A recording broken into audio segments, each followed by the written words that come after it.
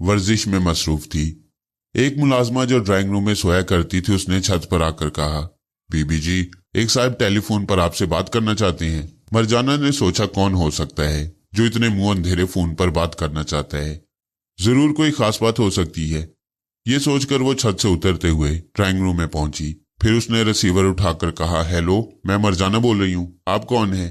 दूसरी तरफ से आवाज सुनाई दी, मैं जो कोई भी हूं, तुम मुझे नहीं जानती हो, लेकिन मैं तुम्हें एक बहुत जरूरी खबर सुनाना चाहता हूं, और वो ये कि अब फरहाद अली तैमूर से तुम्हारा दिमागी तौर पर राब्ता कायम नहीं हो सकेगा। मरजाना ने हैरानी से चौंक कर पूछा, क्यों राब्ता कायम नहीं हो सकेगा? इसलिए कि फरहाद इस वक्त जिंदगी और मौत के दरमियान है। वो बेहोश पड़ा हुआ है।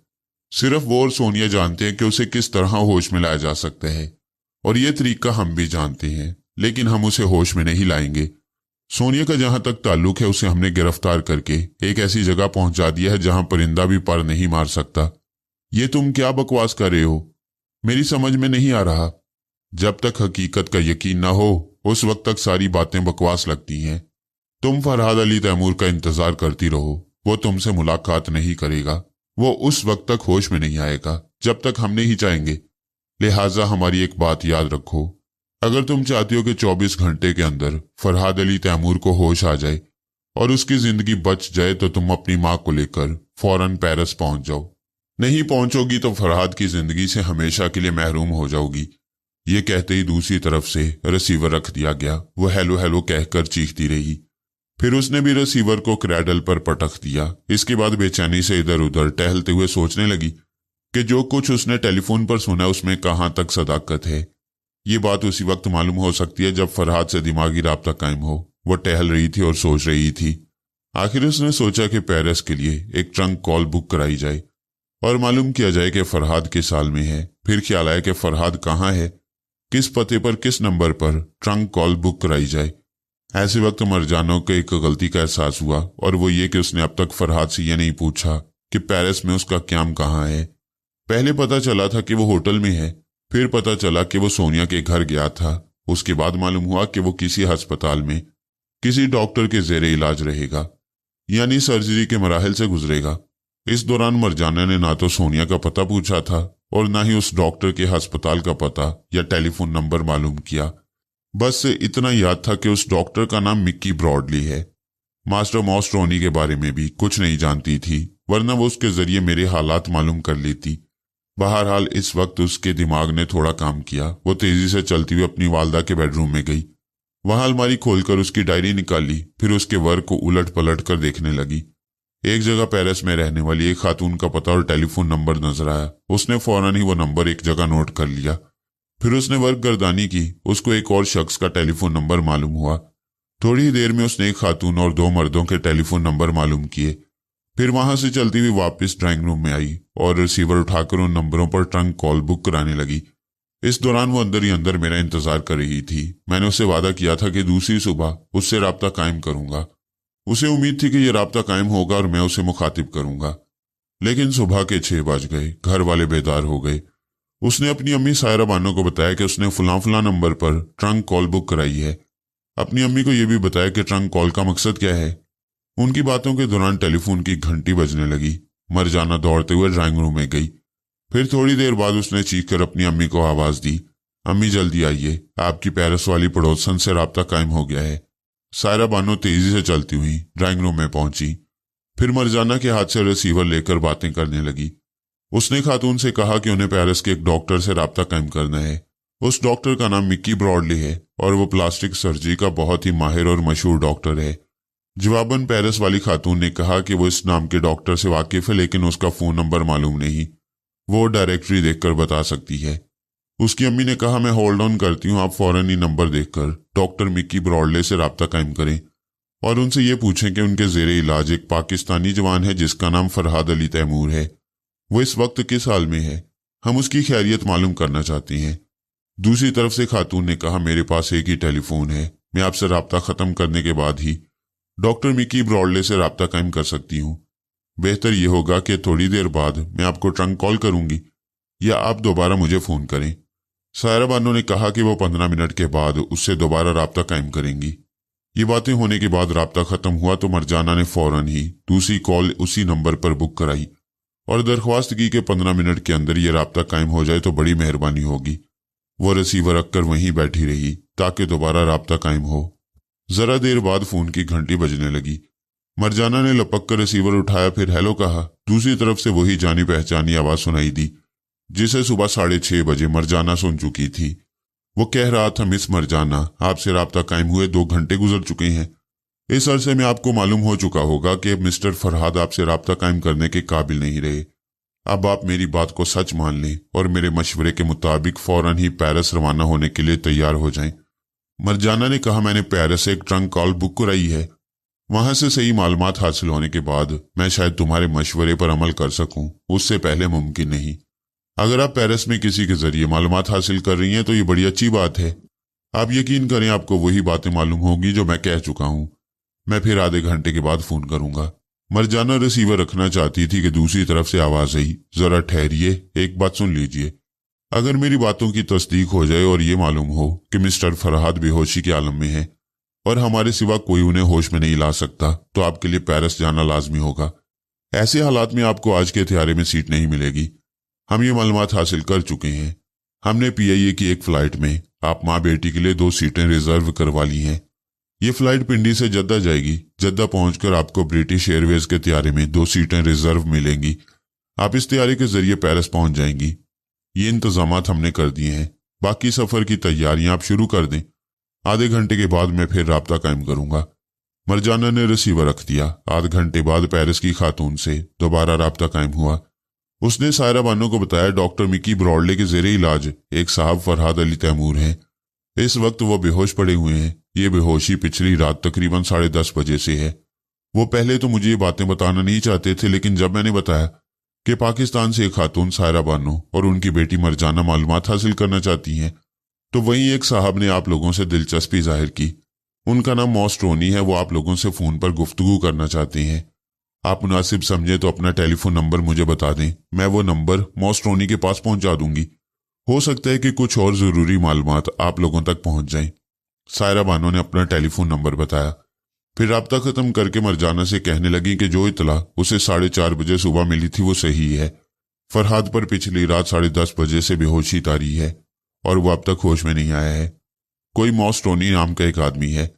वो तुम्हारा नाम सुनने के बाद तुमसे कुछ बातें करना चाहता है। मैंने अपना नंबर दे दिया है। थोड़ी देर बाद शायद वो हमसे राब्ता कायम करे। फिर उनके दरमियान पेरिस जाने के सिलसिले में बातें होने लगी। मरजाना की खाला और खालू को ये पसंद नहीं था कि सायरा बानो इतनी जल्दी पाकिस्तान से चली जाए, लेकिन मेरा मामला था और वो जानते थे कि मेरी और मरजाना की दोस्ती कितनी मजबूत और पायदार है। इस दोस्ती की इब्तदा इसी तरह हुई थी कि मैं उसके बुरे वक्तों में काम आता रहा था। अब मुझ पर बुरा वक्त आन पड़ा था, फिर मरजाना कैसे ना आती या उसके रिश्तेदार कैसे इनकार कर देते कि मरजाना को नहीं जाना चाहिए। सायरा बानो भी मुझसे बेहद मुतासिर थी क्योंकि मैंने उनकी बेटी को दुश्मनों से महफूज रखा था और अब भी काम आ रहा था।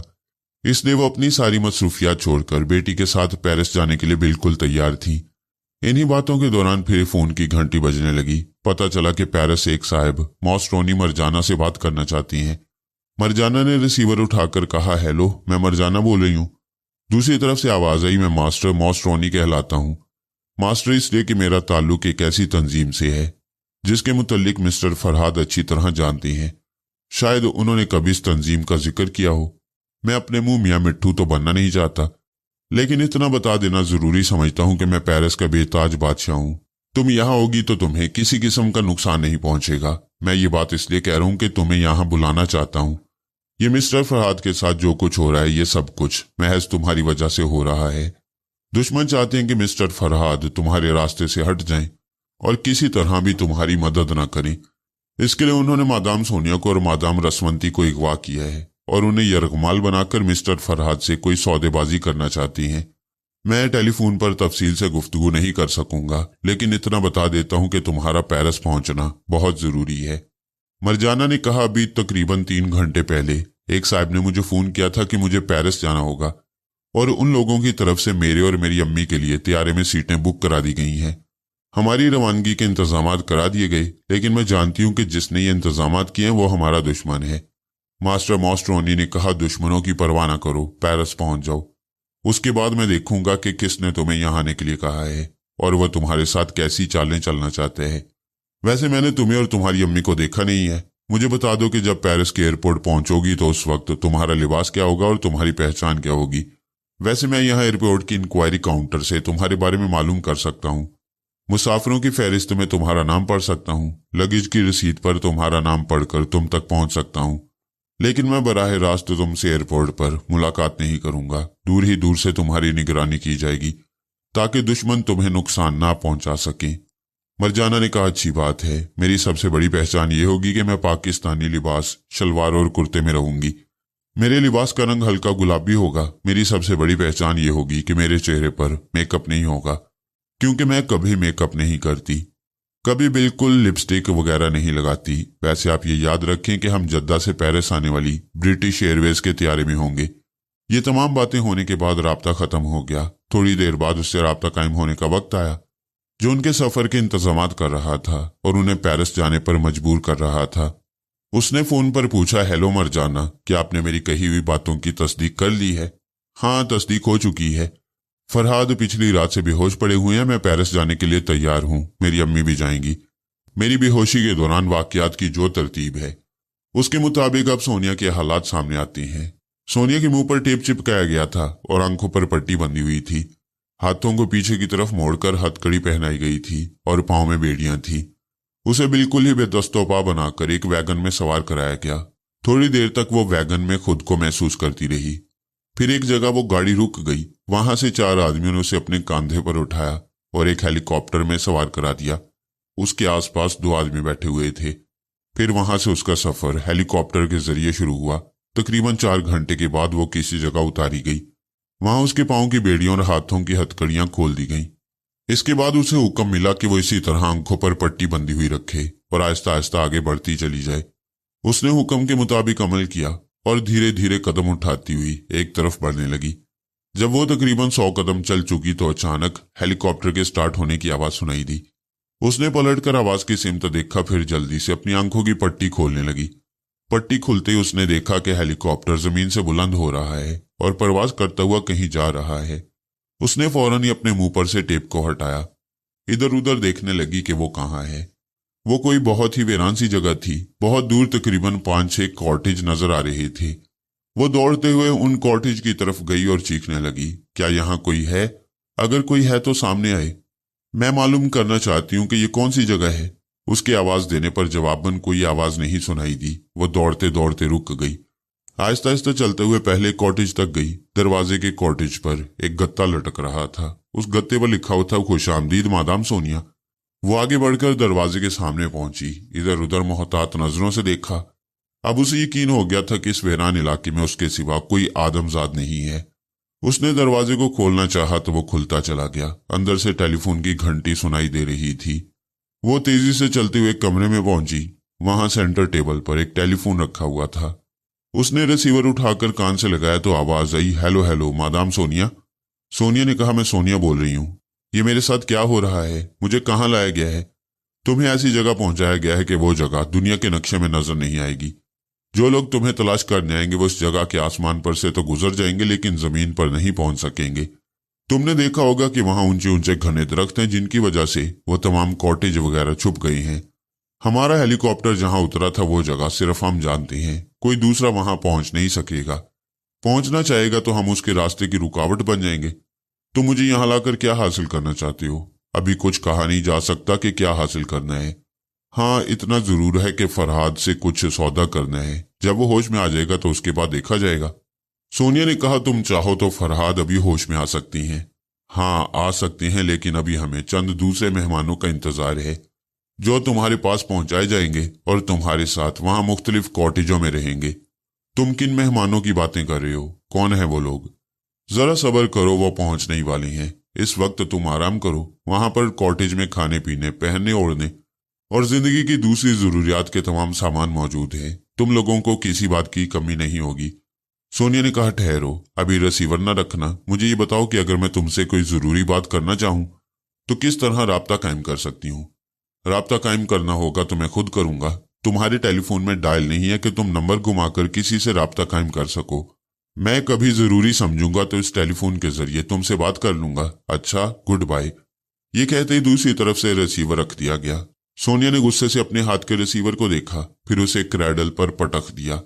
इसके बाद वो कॉटेज के एक एक कमरे में जाकर देखने लगी। वहां वाकई जिंदगी की जरूरियात का तमाम सामान मौजूद था।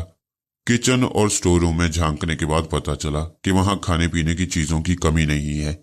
फिर वो वहां से निकलकर दूसरे कॉटेजों की तरफ गई। उसे वक्त गुजारना था और ये सोचना भी था कि किस तरह मुझसे राब्ता कायम कर सकती है, या डॉक्टर मिकी ब्रॉडले या मास्टर मॉस्ट्रोनी वगैरह को किस तरह मुझे होश में लाने का तरीका बता सकती है। ये सोचने के दौरान वो दूसरे कॉटेजों के अंदर जाती रही और देखती रही। वहां भी जरूरियात जिंदगी का तमाम सामान मौजूद था। तकरीबन हर कॉटेज में 6 माह का राशन भी मौजूद था। वो वहां से उस कॉटेज में वापस आई जिसके दरवाजे पर उसके लिए खुशामदीद लिखा गया था। कॉटेज के अंदर पहुंचकर टेलीफोन पर नजर पड़ते ही उसके दिमाग में ये बात आई कि टेलीफोन का कनेक्शन कहां से आया है। फिर ये कि बिजली के बल्ब वगैरह भी थे। बिजली के तार भी कहीं से आए थे और उनके जरिए वो उस मुकाम तक पहुंच सकती थी जहां से बिजली सप्लाई की जा रही थी। वो कनेक्शन को देखते हुए कॉटेज के बाहर आई। वहां कॉटेज के पिछले हिस्से में उसने देखा दीवार के साथ एक लोहे का पाइप लगा हुआ था और वो पाइप जमीन के अंदर चला गया था। इससे जाहिर हुआ कि जेरे जमीन वायरिंग की गई है और ये वायरिंग कहीं दूर तक गई है, लेकिन जमीन के ऊपर से उस वायरिंग का सुराग नहीं लगाया जा सकता। ऊपर से अंदाजा करना मुश्किल था कि तार कहां से कहां गुजरे हैं, किस सिमत गए हैं और कितनी दूर तक गए थे। ये सोचते हुए कॉटेज के अंदर आ गई। रात भर की जागी हुई थी, सोने का अब भी इरादा नहीं था। जब तक वो मेरे मुतल्लिक मुतमईन ना हो जाती उसे नींद नहीं आ सकती थी। उसने थकन उतारने के लिए चाय की जरूरत महसूस की और उसके लिए किचन में चली गई। उस वक्त सुबह हो रही थी। चाय पीने के बाद सोनिया ने कान लगाकर सुना तो दूर कहीं हेलीकॉप्टर की आवाज सुनाई दे रही थी। वो जल्दी से प्याली किचन में रखकर कॉटेज से बाहर आई। बाहर सुबह का हल्का हल्का सा उजाला फैल रहा था। दिन की रोशनी में पता चला कि वो कितने सरसब्ज इलाके में आ गई है। दूर तक घने दरख्तों के साए थे और जमीन पर सब्ज मुलायम घास का जैसे फर्श बिछाया गया था। वो सब्ज घास पर तेजी से चलती हुई कॉटेज से जरा दूर आई। आसमान की तरफ नजरें उठाकर इधर उधर देखने लगी। दरख्तों के झुंड की वजह से पूरी तरह आसमान नजर नहीं आ रहा था, कहीं कहीं से दिखाई देता था। ऐसे ही वक्त हेलीकॉप्टर नजर आया जो कि आहिस्ता आहिस्ता नीचे की तरफ आ रहा था। वो उसी सिमत दौड़ते हुए जाने लगी। जब वो दौड़ते दौड़ते काफी दूर पहुंचने के बाद रुकी तो देखा कि वह हेलीकॉप्टर जमीन पर उतर चुका है और उसमें से मुसल्लह अफराद 2 औरतों को उतार रहे थे। उन्हें दूर से देखते ही बेख्तियार सोनिया के मुंह से निकला, रसवंती, मम्मी। दूर से रसवंती ने सोनिया को देखा तो एकदम से दौड़ते हुए आई और रोते हुए सोनिया से लिपट गई। मम्मी आहिस्ता आहिस्ता उनकी तरफ आ रही थी। हेलीकॉप्टर में आने वाले मुसल्लह अफराद अपने हाथ में रिवॉल्वर लिए हुए थे। सोनिया उनके करीब नहीं जा सकती थी। जब मम्मी दूर हो गई तो वो लोग हेलीकॉप्टर में सवार हो गए। फिर वो हेलीकॉप्टर जमीन को छोड़कर बुलंदी की तरफ परवाज करने लगा। अब वो लोग वापस जा रहे थे। उन्होंने इस वीरान इलाके में 3 औरतों को बेयारो मददगार छोड़ दिया था और मेरे लिए एक चैलेंज था कि मैं उन्हें वहां से निकाल लूं, जबकि मैं अपने आप को ही बेहोशी के आलम से नहीं निकाल पा रहा था। सोनिया ने रसवंती के आंसू पहुंचते हुए कहा, रे तुम तो रो रही हो। फरहाद के साथ तुमने भी कितने दुख मुसीबतों के दिन काटे हैं और कैसे कैसे खतरनाक दुश्मनों से मुकाबला किया है। पहले कभी तो मैंने नहीं सुना कि तुम रोई थी। रसवंती ने कहा, पहले की बात अलग है, क्योंकि उस वक्त फरहाद शाना बशाना होता था। कहीं पीछे से ये तवक्को होती थी कि फरहाद हमारे सर पर मौजूद है, या फिर मैं फरहाद की पुश्त पर होती थी ताकि उसकी हिफाजत करूं। लेकिन अब तो वो बिल्कुल बेयारो मददगार अस्पताल में पड़ा है। हमें बताया गया है कि वो बेहोश है और उसे होश में हम ही ला सकती हैं। मैं क्या करूं, मेरी समझ में नहीं आ रहा है। काश के टेलीपैथी का थोड़ा सा इल्म मुझे थोड़ी देर के लिए मिल जाता तो मैं अभी फरहाद की मदद के लिए वहां पहुंच जाती और चश्मे जदन में उसे बेहोशी के आलम से निकाल लाती। मम्मी ने उसकी पीठ को थपकते हुए कहा, बेटी मैं तुम्हें पहले भी समझा चुकी हूं। मेरा इल्म कहता है कि फरहाद की अभी एक तवील जिंदगी है। वो फिलहाल मुसीबत में मुब्तला रहेगा, अजियतें बर्दाश्त करेगा, लेकिन कोई उसे वक्त से पहले नहीं मार सकेगा। तुम इत्मीनान रखो। मम्मी और सोनिया उसे तसल्लियां देते हुए कॉटेज की तरफ जाने लगी। ठीक उस वक्त जब वो लोग उस वीरान इलाके के कॉटेज में थी, मैं अस्पताल में बेहोश पड़ा हुआ था। मुझे होश में लाने वाली तमाम दवाएं बेअसर साबित होती जा रही थी। सुबह 7 बजे डॉक्टरों का इजलास हुआ जिसमें मुतफिका तौर पर यह तय पाया कि सोनिया के वापस आने तक मुझे जिंदा रखने के लिए इंजेक्शन के जरिए मेरे जिस्म में खुराक पहुंचाई जाए और मेरे पास हमेशा कोई ना कोई मौजूद रहे। डॉक्टरों के इजलास की रिपोर्ट मालूम करने के लिए मास्टर मॉस्ट्रोनी अस्पताल की तरफ जा रहा था। वो रास्ते में सोनिया के बंगले के सामने गाड़ी से उतर गया। उसने सोचा कि बंगले में जाकर मुलाजमों से मालूम करे, शायद सोनिया की कोई खबर किसी जरिए से आई हो। वो बंगले में पहुंचा तो सामी इधर से उधर म्याऊं म्याऊं करती फिर रही थी। मॉस्ट्रोनी को देखकर उसके पीछे लग गई। उसने मुलाजमा से सवालात किए, फिर मायूस होकर जाने लगा। सामी उसके पीछे पीछे आने लगी। कार में बैठे हुए मॉस्ट्रोनी ने सामी की तरफ देखकर कहा, जाओ, वापस जाओ, क्यों मेरे पीछे आ रही हो? सामी रुक गई। उसने कार के दोनों दरवाजों की तरफ देखा। अगले दरवाजे की खिड़की के पास मॉस्ट्रोनी बैठा हुआ था, इसलिए खिड़की खुली हुई थी। इधर की दूसरी सीट खाली थी। अचानक सामी ने छलांग लगाई और देखते ही देखते वो खिड़की से गुजरकर दूसरी सीट से होते हुए कार की पिछली सीट पर पहुंच गई। मॉस्ट्रोनी ने पलटकर पिछली सीट की तरफ देखते हुए सामी से कहा, कमाल है, तुम बिन बुलाए मेहमान की तरह मेरी कार में आ गई हो। ये कहकर उसने अपने स्टीयरिंग की तरफ तवज्जो दी। फिर कार स्टार्ट करके आगे बढ़ाते हुए सोचा, ये फरहाद की महबूब बिल्ली है और सोनिया भी इसे बड़े प्यार से रखती थी, लिहाजा इसे अपने साथ अस्पताल ले जाना चाहिए। ये अपने मालिक को तलाश कर रही है, अगर इसे फरहाद की एक झलक दिखा दी जाए तो क्या हर्ज है। वो सोचता हुआ और कार ड्राइव करता हुआ अस्पताल पहुंच गया। लेकिन सामी के साथ अस्पताल में दाखिल होते वक्त उसे याद आया कि सर्जरी के बाद फरहाद के चेहरे पर जा बजा प्लास्टर की पट्टियां चिपकी हुई हैं। वो सूरत से पहचाना नहीं जाता, फिर भला ये बिल्ली क्या पहचानेगी। ये सोचते ही उसने सामी को गोद से उतार दिया, फिर उसे धुतकारते हुए बोला, जाओ यहां से, उधर वेटिंग रूम में बैठी रहो, मैं भी आता हूं। ये कहकर वो डॉक्टर मिक्की ब्रॉडले की तरफ जाने लगा। सामी उसके पीछे पीछे जा रही थी।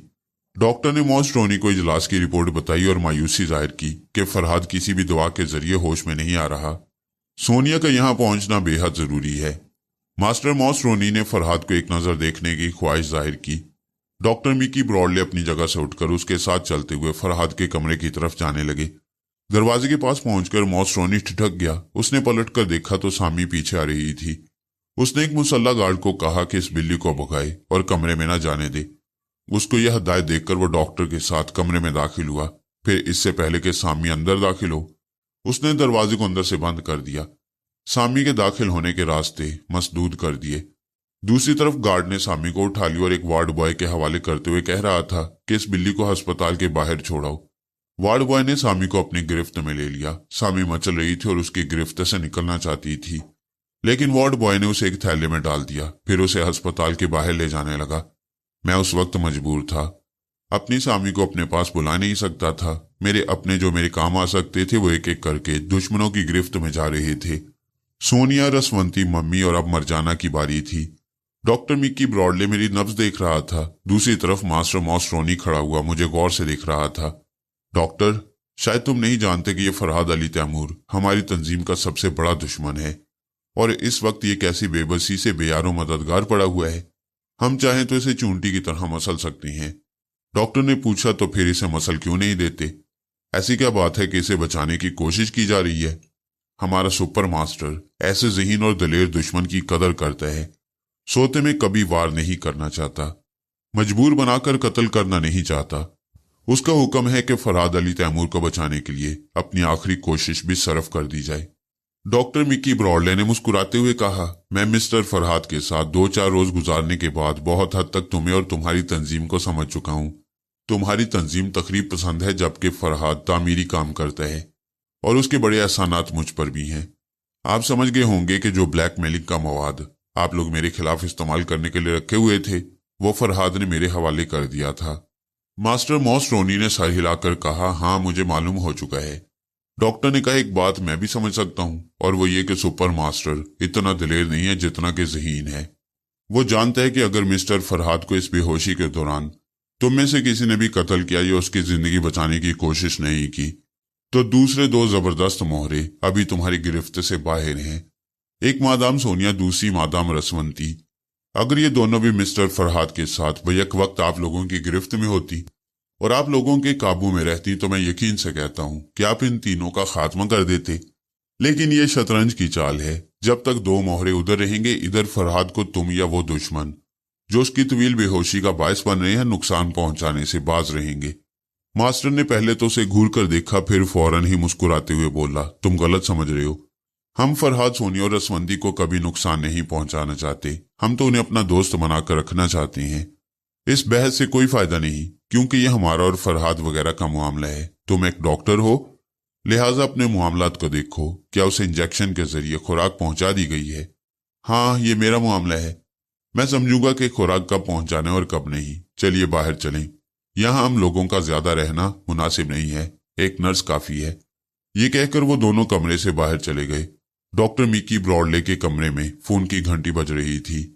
उसने फोन के पास आकर रिसीवर उठाया। दूसरी तरफ से कहा गया कि वो मास्टर मॉस्ट्रोनी से बात करना चाहते हैं।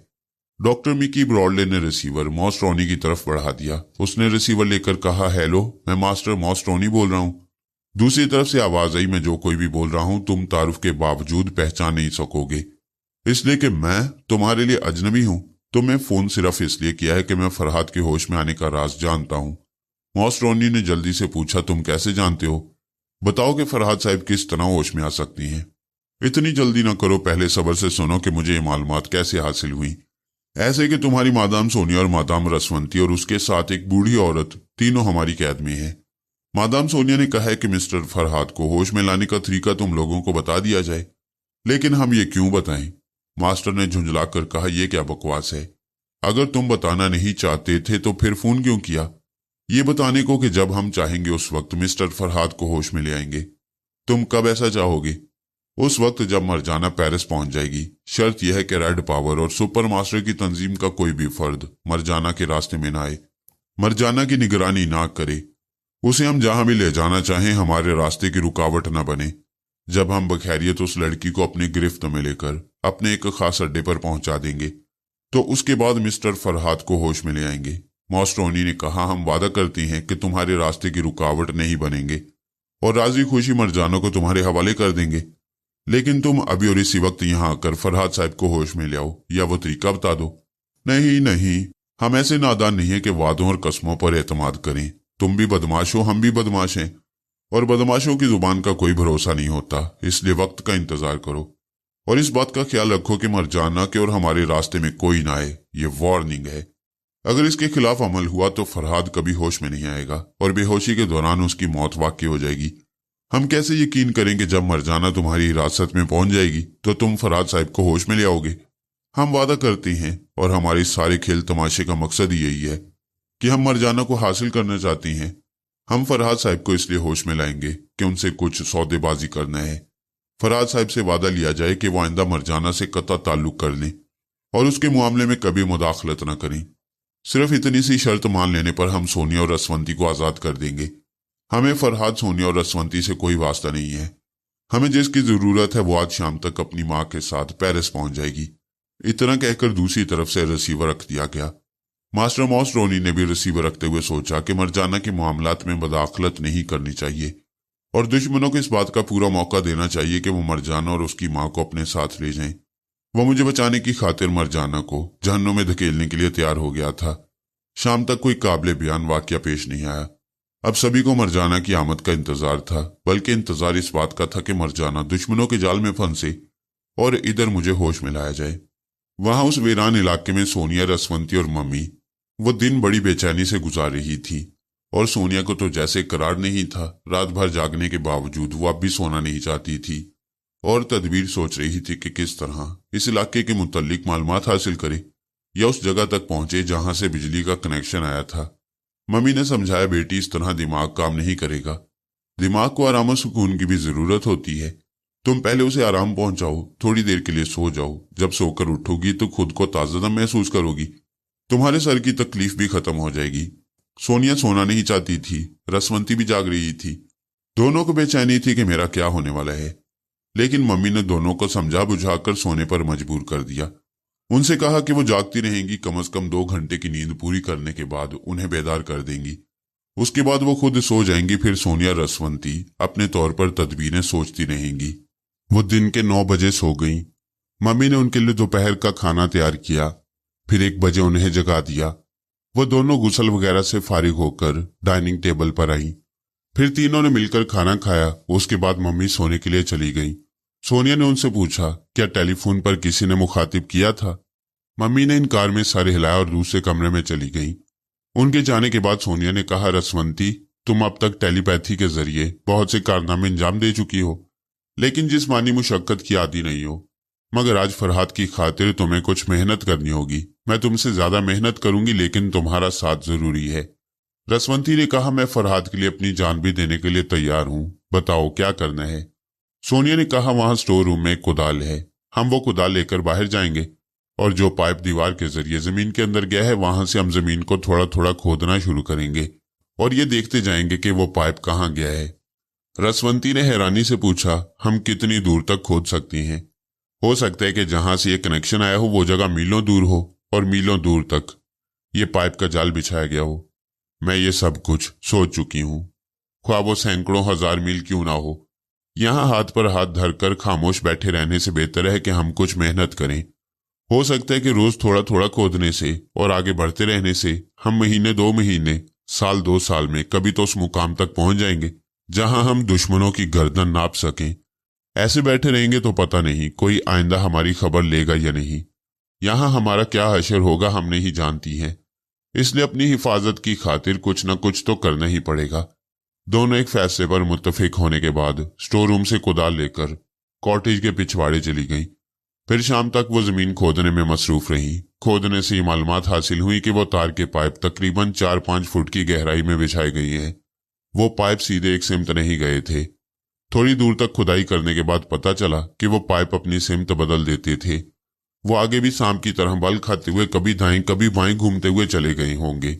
वो शाम तक ज्यादा खुदाई नहीं कर सकी थी, सिर्फ अंदाजा किया था कि पाइप बहुत ही टेढ़े मेढ़े बिछाई गई हैं और 4-5 फुट की गहराई तक खोदकर ये देखना कि पाइप किस जगह से अपनी सिमत तब्दील कर रही है बड़ा मुश्किल काम था।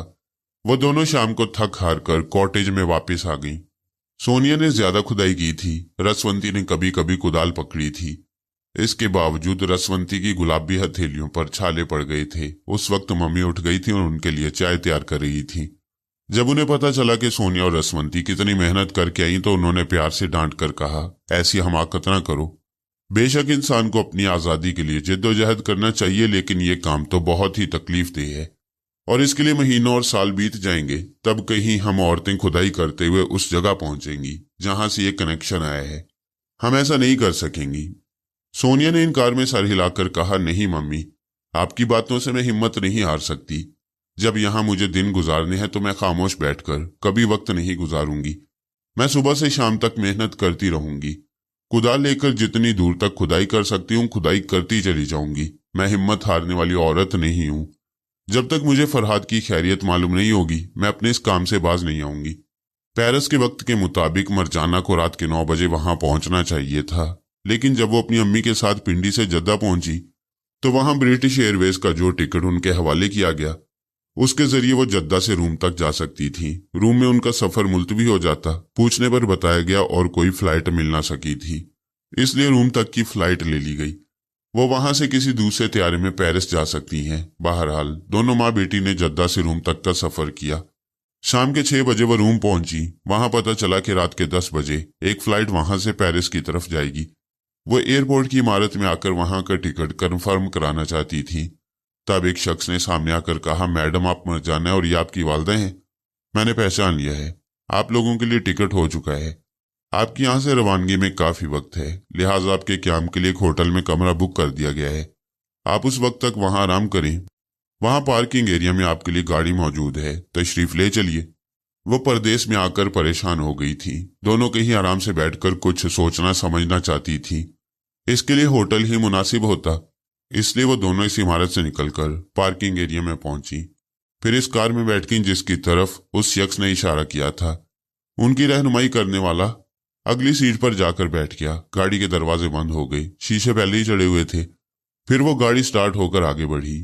थोड़ी दूर जाने के बाद मरजाना ने जरा हवा खाने के लिए शीशे को नीचे करना चाहा तो पता चला शीशे अपनी जगह फिक्स हैं और नीचे की तरफ खिसक नहीं सकते। उसने उस शख्स से कहा, यह कैसी गाड़ी है कि शीशे अपनी जगह से उतर नहीं सकते? उसने कार ड्राइव करते हुए कहा, हाँ शीशे उतर नहीं सकते मगर मजीद शीशे चढ़ाए जा सकती हैं। ये देखिए। ये कहते एक खटका सा हुआ। फिर उस शख्स के और माँ बेटी के दरमियान एक शीशे की दीवार अचानक हायल हो गई। स्टीयरिंग सीट का हिस्सा अलग और पिछली सीट का हिस्सा अलग हो गया। दोनों माँ बेटी जैसे शीशे के कैबिन में कैद हो गई थी। फिर अचानक उन्हें खांसी शुरू हो गई। पता चला कि उस शीशे के कैबिन में धुआं भर रहा है। अब मरजाना अच्छी तरह समझ गई थी कि जाल में फांसा जा रहा है। अब मरजाना का वहां से निकलना जरूरी है।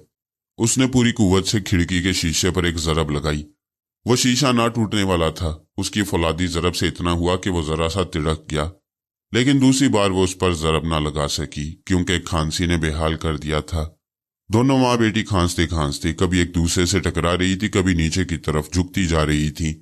फिर खांसी का वो सिलसिला बंद हो गया। दोनों बेहोश हो गई थी। सोनिया, रसवंती, मम्मी और अब मरजाना सब की सब दाम में आ चुकी थी। मैंने पहले कभी इस पहलू से गौर नहीं किया था कि मेरे दोस्तों में सारी औरतें ही औरतें हैं, कोई मर्द साथी नहीं है। एक गुलाम था, वो भी मुझसे रुखसत होकर चला गया था। वैसे सोनिया और मरजाना मर्दों से कम नहीं थी। फिर भी अजीब बात थी कि अगर फरहाद के दोस्तों को शुमार किया जाता तो उनमें सिर्फ औरतें ही निकलती, और वह सब की सब औरतें बेबस हो गई थी।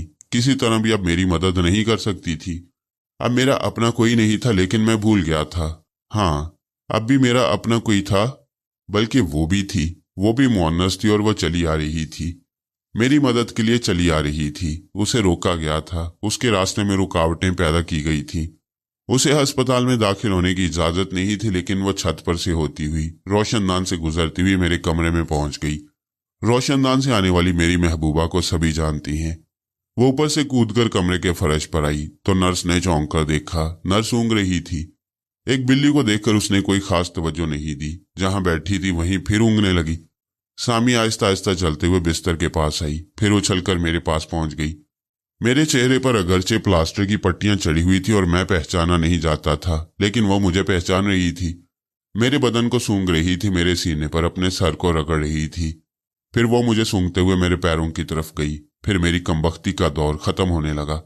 आहिस्ता आहिस्ता मेरा जहन जाग रहा था। मैं आंखें बंद किए पड़ा था, लेकिन अब अपने आसपास की दुनिया को समझ सकता था, अपने जिस्म को महसूस कर सकता था। ये समझ सकता था कि मैं बिस्तर पर लेटा हूं और कोई मेरे पांव के तलवों को सहला रहा है। थोड़ी देर बाद मैंने आहिस्ता आहिस्ता आंखें खोल दी। मैं अपने अंदर बहुत कमजोरी महसूस कर रहा था। इतनी तवील बेहोशी के बाद इसमें हिलाल जरूरी था।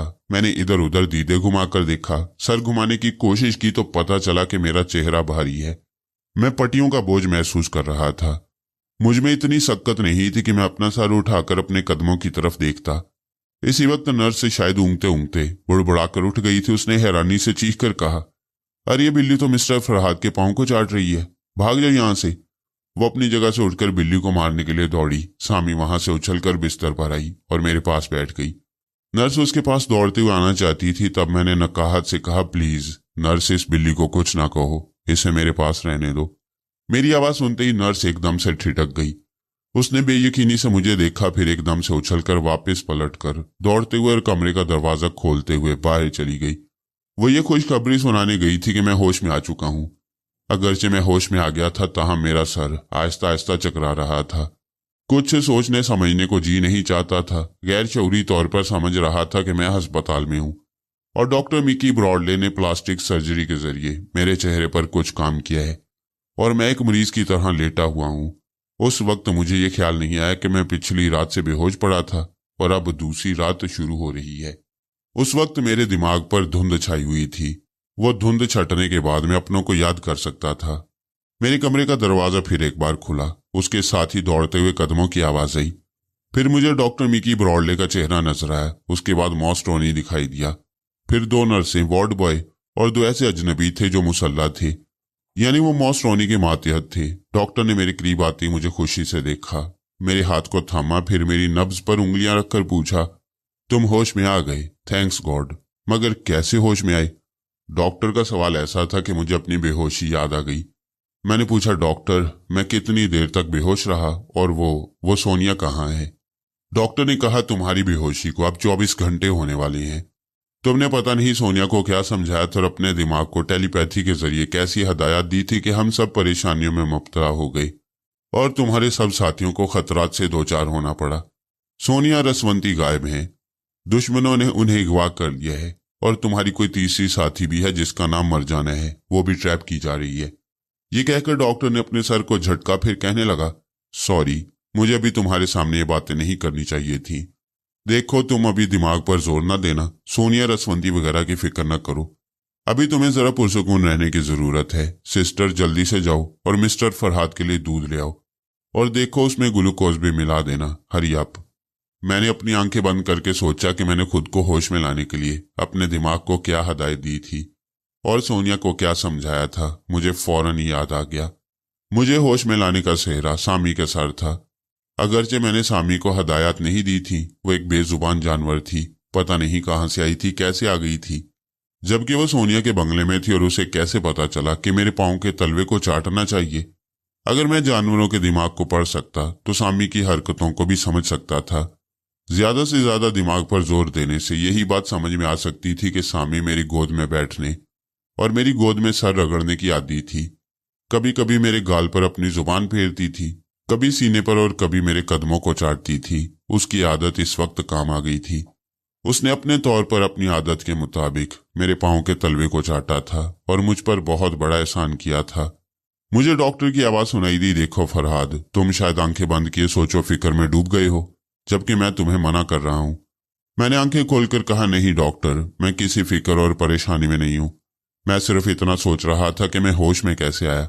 ये कहकर मैंने डॉक्टर को बताया कि होश में आने की शर्त क्या थी और उस शर्त को सामी ने किस तरह पूरा किया। डॉक्टर, मास्टर मॉस्ट्रोनी और दूसरे लोग सामी को बड़ी हैरानी से देखने लगे।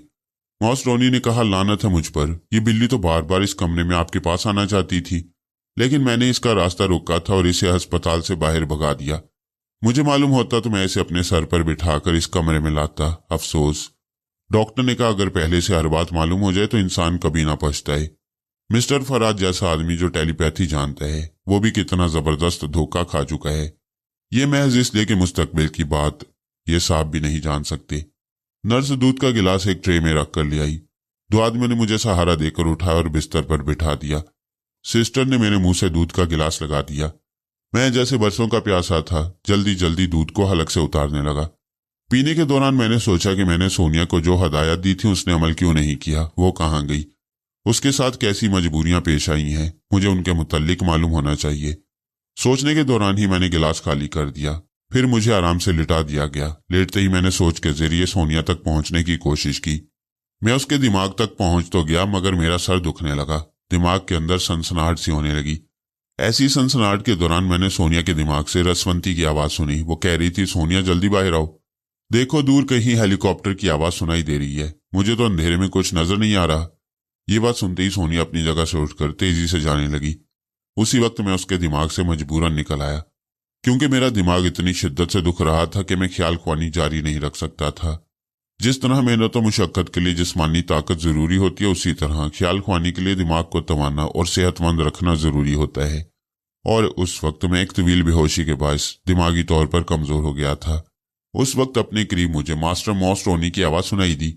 वो कुछ कह रहा था, लेकिन दिमाग में ऐसी सनसनाहट जारी थी कि उसकी बात पल्ले नहीं पड़ रही थी। मैं चुपचाप आंखें बंद किए पड़ा था। शायद मेरे चेहरे से कर्ब का इजहार हो रहा था। तभी डॉक्टर मिक्की ब्रॉडले ने कहा, मिस्टर मॉस्ट्रोनी, मेरा ख्याल है कि आप अभी फरहाद से बातें न करें। डॉक्टर की इतनी सी बात सुनने के बाद फिर मेरा दिमाग इस तरह दुखने लगा जैसे कोई मेरे दिमाग को मुट्ठी में लेकर भींच रहा हो। पता नहीं उनमें क्या बातें हुई और डॉक्टर क्या कहता रहा। बहुत देर बाद जब मैंने आहिस्ता आहिस्ता आंखें खोल दी तो कमरे से सब जा चुके थे। सिर्फ डॉक्टर मेरे पास कुर्सी पर बैठा हुआ था। आंख खोलते उसने उठकर मेरे हाथ को थपकते हुए कहा, परेशान होने की बात नहीं। तवील बेहोशी ने तुम्हें जरा नर्वस भी कर दिया है और कमजोर भी। अभी तुम नॉर्मल हो जाओगे, ऐसी कोई परेशानी की बात नहीं है। मैं जरा सा मुस्कुराया। तब एहसास हुआ कि मैं पूरी तरह मुस्कुरा नहीं सकता, क्योंकि मेरे चेहरे पर प्लास्टर की पट्टियां ऐसी लगाई गई थी कि होंठ खुले हुए थे। नाक के नथने सांस लेने के लिए खुले रह गए थे और आंखें भी खुली हुई थी, मगर इस तरह कि मैं आंखें पूरी तरह नहीं खोल सकता था, मुंह भी पूरी तरह खोल नहीं सकता था। खाने पीने की हद तक मुंह खुल जाता था। मुस्कुराने या हंसने से होंठों के आसपास के हिस्से सुकड़ते थे और जरा सी तकलीफ का एहसास होता था। डॉक्टर ने कहा, अपने चेहरे को बिल्कुल स्पार्ट रखने की कोशिश करो। मैंने मॉस्ट्रोनी वगैरह से कह दिया था कि तुम्हें यहाँ आकर कोई डिस्टर्ब ना करे। जब तक तुम्हारा जिस्म और दिमाग बिल्कुल नॉर्मल हालत में नहीं होगा, उस वक्त तक कोई तुमसे बात नहीं करेगा। मैं भी जा रहा हूँ। यहाँ एक नर्स मौजूद रहेगी, तुम उसके जरिए मुझे बुला सकते हो या अपनी कोई जरूरत पेश कर सकते हो। ये कहकर वो जाने लगा। फिर पलट कर बोला, अरे हाँ, ये बिल्ली क्या तुम्हारे पास रहेगी या मैं ले जाऊं? सामी को मेरे पास ही रहने दीजिए। उसने तारीफी नजरों से सामी को देखा, फिर वहां से पलटकर कमरे से बाहर चला गया। नर्स ने अपनी जगह से उठकर मेरे पास आते हुए मुस्कुराकर मुझे देखा, फिर कहा, मैं यहीं कुर्सी पर बैठी रहूंगी। आप किसी वक्त भी मुझे आवाज देकर बुला सकती हैं। वैसे मैं आपसे बातें करने के लिए बड़ी बेचैन हूं। मैं देखना चाहती हूं कि आप कैसे दिमाग की बातें पढ़ लेती हैं। मैंने आंखें बंद करते हुए कहा, प्लीज सिस्टर, मैं खामोश रहना चाहता हूं और अपने कमरे में किसी की मौजूदगी बर्दाश्त नहीं कर सकता। बुरा ना मानना, अभी कमरे से चली जाओ, मुझे किसी की जरूरत नहीं है। जरूरत होगी तो मैं कॉल बेल का बटन दबा दूंगा। मैंने बदस्तूर अपनी आंखों को बंद रखा। ये देखने की जरूरत नहीं थी कि वो मेरे हुक्म के मुताबिक कमरे से जा रही है या नहीं। वो सभी लोग मेरे हुक्म के पाबंद थे, क्योंकि एक तो मेरे इल्म का रोब उन पर तारी था, दूसरा ये कि सुपर मास्टर की दहशत थी। किसी की मजाल नहीं थी कि मेरे किसी हुक्म के खिलाफ अमल करता। मैं अपने दिमाग को पुरसुकून रखने की कोशिश करने लगा। मुझे सोनिया, रसवंती और मरजाना के पास पहुंचने की जल्दी थी। इसके लिए लाजमी था कि मैं अपने दिमाग को पुरसुकून रखने की कोशिश करता, अपने अंदर से थकन को मिटाने की कोशिश करता। बाज़ औक़ात थकन दवाओं के जरिए या तेल मालिश के जरिए नहीं उतरती। इसके लिए खुद भी कोशिश करनी पड़ती है। अपने आप को तमाम जहनी परेशानियों से दूर रखना पड़ता है। मुझे कुछ आराम आने लगा, बड़ी ठंडक सी महसूस होने लगी। ऐसा लग रहा था कि मैं ख्यालों और ख्वाबों की दुनिया में गुम हो रहा हूं। मखरूती उंगलियां मेरे सर के बालों को सहला रही हैं। प्लास्टर की पट्टियां मेरी ठोड़ी के नीचे तक थीं और पेशानी पर वहां तक थीं जहां से सर के बाल शुरू होते थे। मैं कुछ अजीब सी कैफियत महसूस कर रहा था। फिर अचानक ही मैंने किसी को अपने करीब महसूस किया। मैंने फौरन ही आंखें खोल दी और देखने की कोशिश की तो किसी का सर नजर आया और रेशमी बाल लहराते हुए दिखाई दिए। मैंने उन बालों की अखरोटी रंगत से पहचान लिया कि वही नर्स है। मैंने सख्त लहजे में कहा, यह क्या हरकत है, सीधी खड़ी हो जाओ। वो फौरन ही एकदम से सीधी खड़ी होकर मुझे प्यार भरी नजरों से देखने लगी। फिर उसने मेरे हाथ को दोनों हाथों से थाम लिया। मुझे पहले तो गुस्सा आया, फिर मैंने सोचा कि नाहक नाराजगी ठीक नहीं है, नरमी से समझा देना चाहिए। ये सोचकर मैंने कहा, देखो, अभी मैंने तुमसे बाहर जाने के लिए कहा था। मैं जहनी तौर पर बहुत परेशान हूं। अगर मुझे सुकून नहीं मिलेगा तो मैं डॉक्टर से शिकायत करूंगा। वो बोली, मैंने आपके बारे में बहुत कुछ सुना है और ये भी सुना है कि आप संगदिल नहीं हैं और ये कि हसीन औरतों को पसंद करती हैं। क्या मैं हसीन नहीं हूं? बेशक हो, मगर मैं किसी हसीन लड़की से दिलचस्पी नहीं लेता हूं। मैं तुम्हें समझा रहा हूं कि मेरे पास से चली जाओ। मैं हसीन लड़कियों की मौजूदगी में अपने काम की बातें नहीं सोच सकता। मुझे सोचने का मौका दो, प्लीज चली जाओ। मेरी एक ख्वाहिश पूरी कर दें और वो ये कि मेरे ख्यालात पढ़कर बता दें। अच्छी बात है, मैं कल सुबह तुम्हारे ख्यालात पढ़कर बताऊंगा। अभी मैं ऐसा नहीं कर सकता। जाओ, तुम बहुत अच्छी हो, चली जाओ। उसने मुस्कुराकर मेरे हाथ को छोड़ दिया, फिर वहां से पलटकर कमरे से बाहर चली गई। सामी मेरे बाएं बाजू पर सर रखे लेटी हुई थी।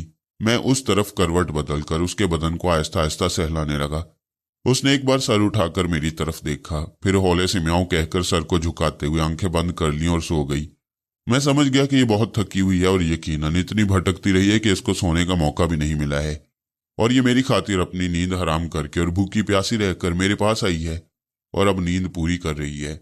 ये सोचते ही मुझे बड़ी शर्म आई कि मैंने एक गिलास दूध खुद ही पी लिया और अपनी सामी का ख्याल नहीं किया। मैंने फौरन ही कॉल बेल का बटन दबाया। थोड़ी ही देर में वही नर्स दौड़ती हुई आई, फिर खुश होकर बोली, मैं पहले ही समझती थी कि आप मेरे बगैर नहीं रह सकेंगे।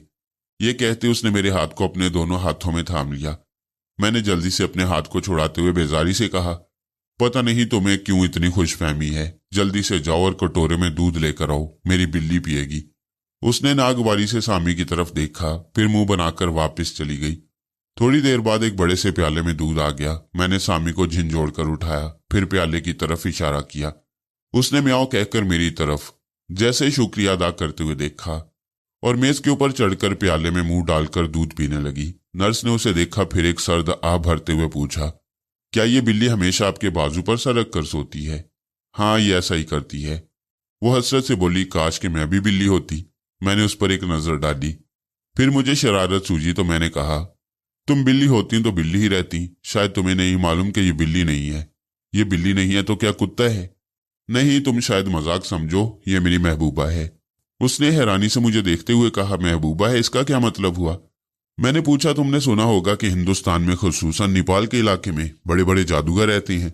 उसने तायद में सर हिलाया। मैंने कहा, एक जादूगर ने मेरी इस महबूबा को बिल्ली बना दिया है।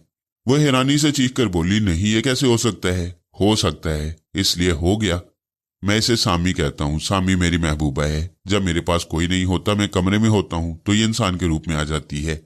एक हसीन दोशीज़ा होती है। देखने वाले तो ये देखकर चले जाते हैं कि एक बिल्ली मेरे बाजू पर सर रखे सो रही है, लेकिन जब मेरा कमरा अंदर से बंद हो जाता है तो कोई ये नहीं देख सकता कि ये कितनी अलबेली महबूबा बन जाती है। वह नर्स आंखें फाड़ फाड़ कर शदीद हैरानी से बिल्ली को देख रही थी और बेयकीने से इनकार में सर हिला रही थी। मैंने कहा, तुम क्या समझोगी? मैं टेलीपैथी के जरिए अपनी बिल्ली के दिमाग की बातें समझ लेता हूँ और ये मेरी बातें समझ लेती है। एक मिसाल तुम्हारे सामने है। मैंने बेहोशी से पहले इस बिल्ली को भी समझा दिया था कि ये मेरे पाँव के तलवे चाटेगी तो मैं होश में आ जाऊंगा। सोनिया मेरे पाँव के तलवे सहला न सकी, उसकी मजबूरी थी। उसका काम इस बिल्ली ने आकर किया। उसने एक गहरी सांस लेकर कहा, हाँ, ये तो मैंने खुद देखा है।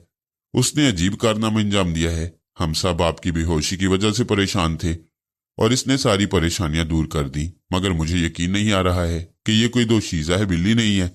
अफसोस कि मैं यकीन भी नहीं दिला सकता। नर्स ने पूछा, क्या मादाम सोनिया और मादाम रसवंती भी ये जानती हैं कि ये तुम्हारी महबूबा है? हाँ, सब जानती हैं। इसीलिए तो मैंने उन औरतों से शादी नहीं की। सामी मेरी बीवी की हैसियत से रहती है। क्या मतलब? क्या ये तुम्हारी बीवी की हैसियत से रहती है? बेशक ये जानवर नहीं है, ये इंसान है और एक हसीन दोशीज़ा है जिसका रूप देखकर देखने वाले दंग रह जाते हैं। लेकिन अफसोस, जादुई अमल ऐसा है कि अब मेरे सिवा कोई दूसरा इसे देख नहीं सकता। तन्हाई के वक्त ये असली रूप में मेरी बीवी बनकर रहती है। वो बोली, औरत जिससे प्यार करती है, जिस पर अपना तन मन निछावर करती है, उसके बच्चे को जन्म देना चाहती है और उस बच्चे को अपने गोद में लेकर खूब चूमना चाहती है। अगर तुम्हारी ये महबूबा तुम्हारे बच्चे की माँ बन जाए तो? बन जाए का क्या मतलब है? ये तो पिछले साल मेरे बच्चों की माँ बन चुकी है। वो फिर शदीद हैरानी से इनकार में सर हिलाते हुए बोली, नहीं, क्या ये सच है? बिल्कुल सच है। हम दोनों एक इलाके में बड़े आराम की जिंदगी गुजार रहे थे। वहां हमारे घर में कोई नहीं होता था, इसलिए सामी हमेशा दोशीज़ा के रूप में रहती थी और हम बड़ी अच्छी इज़्दवाजी जिंदगी गुजारते रहते थे। फिर यूं हुआ कि सामी के पांव भारी हो गए, यानी कि वो मेरे बच्चे की मां बनने वाली थी। जब वो वक्त करीब आया तो एक जगह अचानक दुश्मनों ने मुझे घेर लिया। नतीजा ये हुआ कि मैं ज़चकी के वक्त सामी के पास नहीं पहुंच सका। अगर पहुंच जाता तो ये इंसान के रूप में होती। अफसोस के मेरे ना पहुंचने से ये बिल्ली के रूप में थी, इसलिए उसने बिल्ली के बच्चे दिए। ये सुनते ही वह हैरत के मारे पीछे की तरफ गिरी और एक कुर्सी में धंस गई। फिर वो बड़े गौर से बिल्ली को देखने लगी। इसके बाद उसने मेरी तरफ बेयकीनी से देखते हुए कहा, नहीं, ऐसा कभी नहीं हो सकता। ये मेडिकल थ्योरी के खिलाफ है और ये कोई भी जी शऊर तस्लीम नहीं करेगा कि तुम्हारी तरफ से बिल्ली के बच्चे पैदा हुए थे। कोई यकीन करे या ना करे, लेकिन मेरे साथ ऐसा हो चुका है। ये तिब और साइंस का मसला नहीं है, बल्कि जादू की बात है। मेरी इस महबूबा पर किसी का जादू असर कर रहा है। जब वो असर खत्म हो जाएगा तब ये हमेशा के लिए दोशीज़ा के रूप में आ जाएगी। इसके बाद मैंने सोचा है कि बच्चों का बाप बनूंगा। और तुम्हारे वो बच्चे क्या हुए? सामी ने उन्हें बिल्लियों की बरादरी में छोड़ दिया है। आप बड़ी मज़ाक़ खेज बातें कर रही हैं, मुझे यकीन नहीं आ रहा। क्या तुम मुझे झूठ कह रही हो? नहीं, ये बात नहीं है। मैं तो बस ये कह रही थी कि ऐसा कभी हो नहीं सकता। अगर नहीं हो सकता तो फिर तुम मुझसे बहस क्यों कर रही हो? ये सब टेलीपैथी और जादू की बातें हैं, तुम्हारी समझ में नहीं आएंगी। उस पर यह फरमाइश भी कर रही थी कि मैं तुम्हारे ख्यालात पढ़कर बताऊं। जाओ, चली जाओ यहां से। जो मुझे झूठा समझती है, मैं उसके ख्यालात कभी नहीं पढ़ूंगा। वो जल्दी से उठकर मेरे पास आई, फिर मेरे हाथ को थाम कर बोली, नहीं नहीं, मुझे माफ कर दीजिए। मैं आपको झूठा नहीं कह रही हूं। आप जो कुछ कह रहे हैं वो सच है, बल्कि इतना सच है कि आप चाहें तो मुझे भी बिल्ली बना सकते हैं। मैं आपके लिए बिल्ली बनने को तैयार हूं। मैंने उसे एक हाथ से परे हटाते हुए कहा, बस एक ही बिल्ली काफी है। मगर वो पीछे हटना नहीं चाहती थी। फिर आगे बढ़ी तो मैंने कहा, वो देखो, डॉक्टर साहब आ गए। वो जल्दी से पीछे हट गई। पलटकर दरवाजे की तरफ देखा तो ये एक इत्तेफाक ही था। उसी वक्त दरवाजा खुला और डॉक्टर मिकी ब्रॉडले कमरे में आया। उसने आते ही मेरी तरफ बढ़ते हुए पूछा, हेलो मिस्टर फरहाद, क्या हाल है? कुछ आराम आया? कुछ ताकत तवानाई महसूस कर रहे हो? जी हाँ डॉक्टर, मैंने सुना था कि हंसने बोलने से थकन और कमजोरी दूर हो जाती है और अपने अंदर एक नई तवानाई, एक नई जिंदगी का एहसास होता है। आज मैंने आजमा लिया। मैं इतनी देर से हंस बोल रहा हूं तो बड़ा फर्क महसूस हो रहा है। नर्स ने मुझे घूर कर देखा। बात उसकी समझ में आ गई। वो फौरन ही दूध का खाली प्याला उठाकर वहां से जाने लगी। डॉक्टर ने कहा, मास्टर मॉस्ट्रोनी तुमसे बात करना चाहती हैं। क्या उनसे इस वक्त बातें कर सकोगे? जी हाँ, आप उन्हें भेज दें। डॉक्टर ने मेरे हाथ को थपकी दी, फिर मुस्कुराता हुआ वहां से चला गया। थोड़ी देर बाद दरवाजा खुला। मास्टर मॉस्ट्रोनी कमरे में दाखिल हुआ। उसके पीछे उसके दो मुसल्लम मातहत थे। फिर उनके बाद एक दूसरी नर्स थी। वो हाथों में मेरे लिए खाने की ट्रे उठाए हुए थी। वो अंदर आई तो मॉस रोनी की मातियतों ने आगे बढ़कर मुझे सहारा देना चाहा ताकि मैं खाने के लिए बिस्तर पर बैठ सकूं, लेकिन मैंने हाथ के इशारे से उन्हें रोक दिया। खुद ही अपने बल पर उठकर बैठ गया। मॉस रोनी ने खुश होकर कहा, यह बड़ी अच्छी बात है कि आप तवानाई महसूस कर रही हैं। मेरा ख्याल है कि आपकी जहनी हालत भी नॉर्मल होगी और आप ख्याल ख्वानी के काबिल होंगे। मैंने कहा, खाने के बाद सोचूंगा कि मेरी सोच की लहरें मुझे कहां कहां पहुंचा सकती हैं। नर्स ने मेरे बिस्तर से एक मेज लगा दी और वहां खाने की ट्रे रख दी। मैं उधर घूमकर खाने में मसरूफ हो गया। सामी भी मेरे पास आकर बैठ गई। मैं गोश्त के कुछ टुकड़े उसके सामने डालने लगा। मॉस रोनी ने कहा, मिस्टर फरहाद, हम सोनिया और मादाम रसवंती के लिए बहुत परेशान हैं। परेशान मैं भी हूं, लेकिन पूरी तरह तैयार होकर उनके पास जाना चाहता हूं। मैं अब अपने आप को बिल्कुल तंदुरुस्त महसूस कर रहा हूं। दिमागी हालत भी ऐसी है कि ख्याल ख्वानी हो सकती है। खाने के बाद कुछ और तवानाई मिलेगी, फिर मैं देखूंगा कि क्या कर सकता हूं। क्या आपका ख्याल है कि दुश्मन उन्हें नुकसान पहुंचाएंगे? नहीं, दुश्मन ऐसा करने की जुर्रत नहीं कर सकते, क्योंकि मैं उनके काबू में नहीं और वो जानते हैं कि मैं उनकी मौत बन सकता हूं। आप इत्मीनान रखें और इंतजार करें। जब उनसे राब्ता कायम होगा और जो मालूमात हासिल होंगी उन्हें मैं आप तक पहुंचा दूंगा। मैं फिलहाल तन्हाई चाहता हूं। वो आजिजी से बोला, जनाब मैं जा रहा हूं, लेकिन मेरी ये ख्वाहिश है कि मैं थोड़ा वक्त आपके साथ गुजारूं। मैंने सर हिलाकर कहा, अच्छी बात है। अगर डॉक्टर ने इजाजत दी तो मैं कल रात का खाना आपके साथ खाऊंगा। वो खुश होकर बोला, थैंक यू, ये मेरे लिए बहुत बड़ा एजाज है। I am very much thankful to you. ये कहकर वो अपने मातियतों के साथ कमरे से बाहर चला गया। मैं खाने में मसरूफ हो गया। नर्स मेरे सामने खड़ी हुई थी और मैं सोनिया वगैरह के मुतल्लिक सोच रहा था। मेरा दिल बेचैन था कि मैं उनके पास पहुंचूं, लेकिन मैं जरा सब्र से काम ले रहा था। इतना यकीन था कि उन्हें जानी नुकसान नहीं पहुंचेगा, और फिर सोनिया जैसी औरत अपनी और अपनी साथियों की हिफाजत करना खूब जानती है, इसलिए मैं मुतमईन था। खाने के बाद नर्स ट्रे उठाकर ले गई। फिर मैंने बिस्तर पर लेटते हुए सामी से कहा, मेरी जान अब जरा खामोश रहना, मुझे डिस्टर्ब ना करना, मैं मसरूफ हूं। सिगरेट की तलब हो रही थी, लेकिन मैंने सिगरेट से परहेज किया। इस बात का अंदेशा था कि तंबाकू नोशी से सर चकराएगा। इस तरह ख्याल ख्वानी में दुश्वारी पेश आएगी। फिर मैं दिमागी कमजोरी महसूस करूंगा तो सोनिया वगैरह तक नहीं पहुंच सकूंगा। मैंने सिगरेट से परहेज किया, आंखें बंद की, फिर सोच के परों से परवाज करता हुआ सोनिया के पास पहुंच गया। वहां जो मालूमात हासिल हुई उसके मुताबिक मैं वहीं से सिलसिला जोड़ता हूं जहां से रसवंती ने सोनिया से आकर कहा था कि बाहर दूर कहीं हेलीकॉप्टर की आवाज सुनाई दे रही है, और सोनिया अपनी जगह से उठकर तेजी से आगे बढ़ गई थी। मेरा ख्याल था कि वह कॉटेज से बाहर जाएगी, लेकिन शाम होते ही वो रसवंती और मम्मी कॉटेज के अंदर बंद हो जाती थी, क्योंकि जंगली जानवरों की आवाजें सुनाई देती थी। कभी शेर के दहाड़ने की आवाजें भी आती थी। वहां एक कुदाल और बावर्ची खाने के चाकुओं के सिवा कोई हथियार नहीं था कि जंगली जानवरों से मुकाबला किया जा सकता या उन्हें मारकर भगाया जा सकता। इसलिए वो शाम होते ही कॉटेज में बंद रहने पर मजबूर थी। रसवंती ने कमरे की खिड़की से झांककर दूर आसमान की तरफ देखा और हेलीकॉप्टर की आवाज सुनी। सोनिया को उसकी इतला मिली तो वो भी वहां आकर उस खिड़की से बाहर दूर अंधेरे में देखने लगी। उसने कहा, मजबूरी अंधेरे में तो कुछ नजर नहीं आता, हमारे पास टॉर्च भी नहीं है। कॉटेज के बाहर जो बल्ब रोशन है उस रोशनी में दूर ऊपर तक नहीं देखा जा सकता। उसकी बातों के दौरान रसवंती ने कहा, वो देखो, आसमान पर एक जुगनू जैसा जलता बुझता नजर आ रहा है। सोनिया ने उधर देखा। वाकई एक बत्ती कभी जलती थी कभी बुझती थी। पता चल गया कि वह हेलीकॉप्टर की रोशनी है और वो हेलीकॉप्टर कॉटेज की तरफ ही आ रहा है। उसकी आवाज करीब आती जा रही थी। थोड़ी देर बाद अचानक रोशनी का झमाका सा हुआ। हेलीकॉप्टर से सर्च लाइट के जरिए जमीन की तरफ रोशनी फेंकी जा रही थी और हेलीकॉप्टर को उतारने के जतन किए जा रहे थे। सोनिया ने दरवाजे की तरफ बढ़ते हुए कहा, मैं बाहर जाकर देखती हूँ। रसवंती ने फौरन ही आगे बढ़कर उसके बाजू को मजबूती से पकड़ लिया। नहीं, मैं तुम्हें रात के वक्त बाहर नहीं जाने दूंगी। मम्मी दरवाजे के पास दोनों हाथ फैलाकर खड़ी हो गई। बेटी, ये क्या कर रही हो? तुम्हारे पास कोई हथियार नहीं है, अंधेरे में बाहर जाना कलमंदी नहीं है।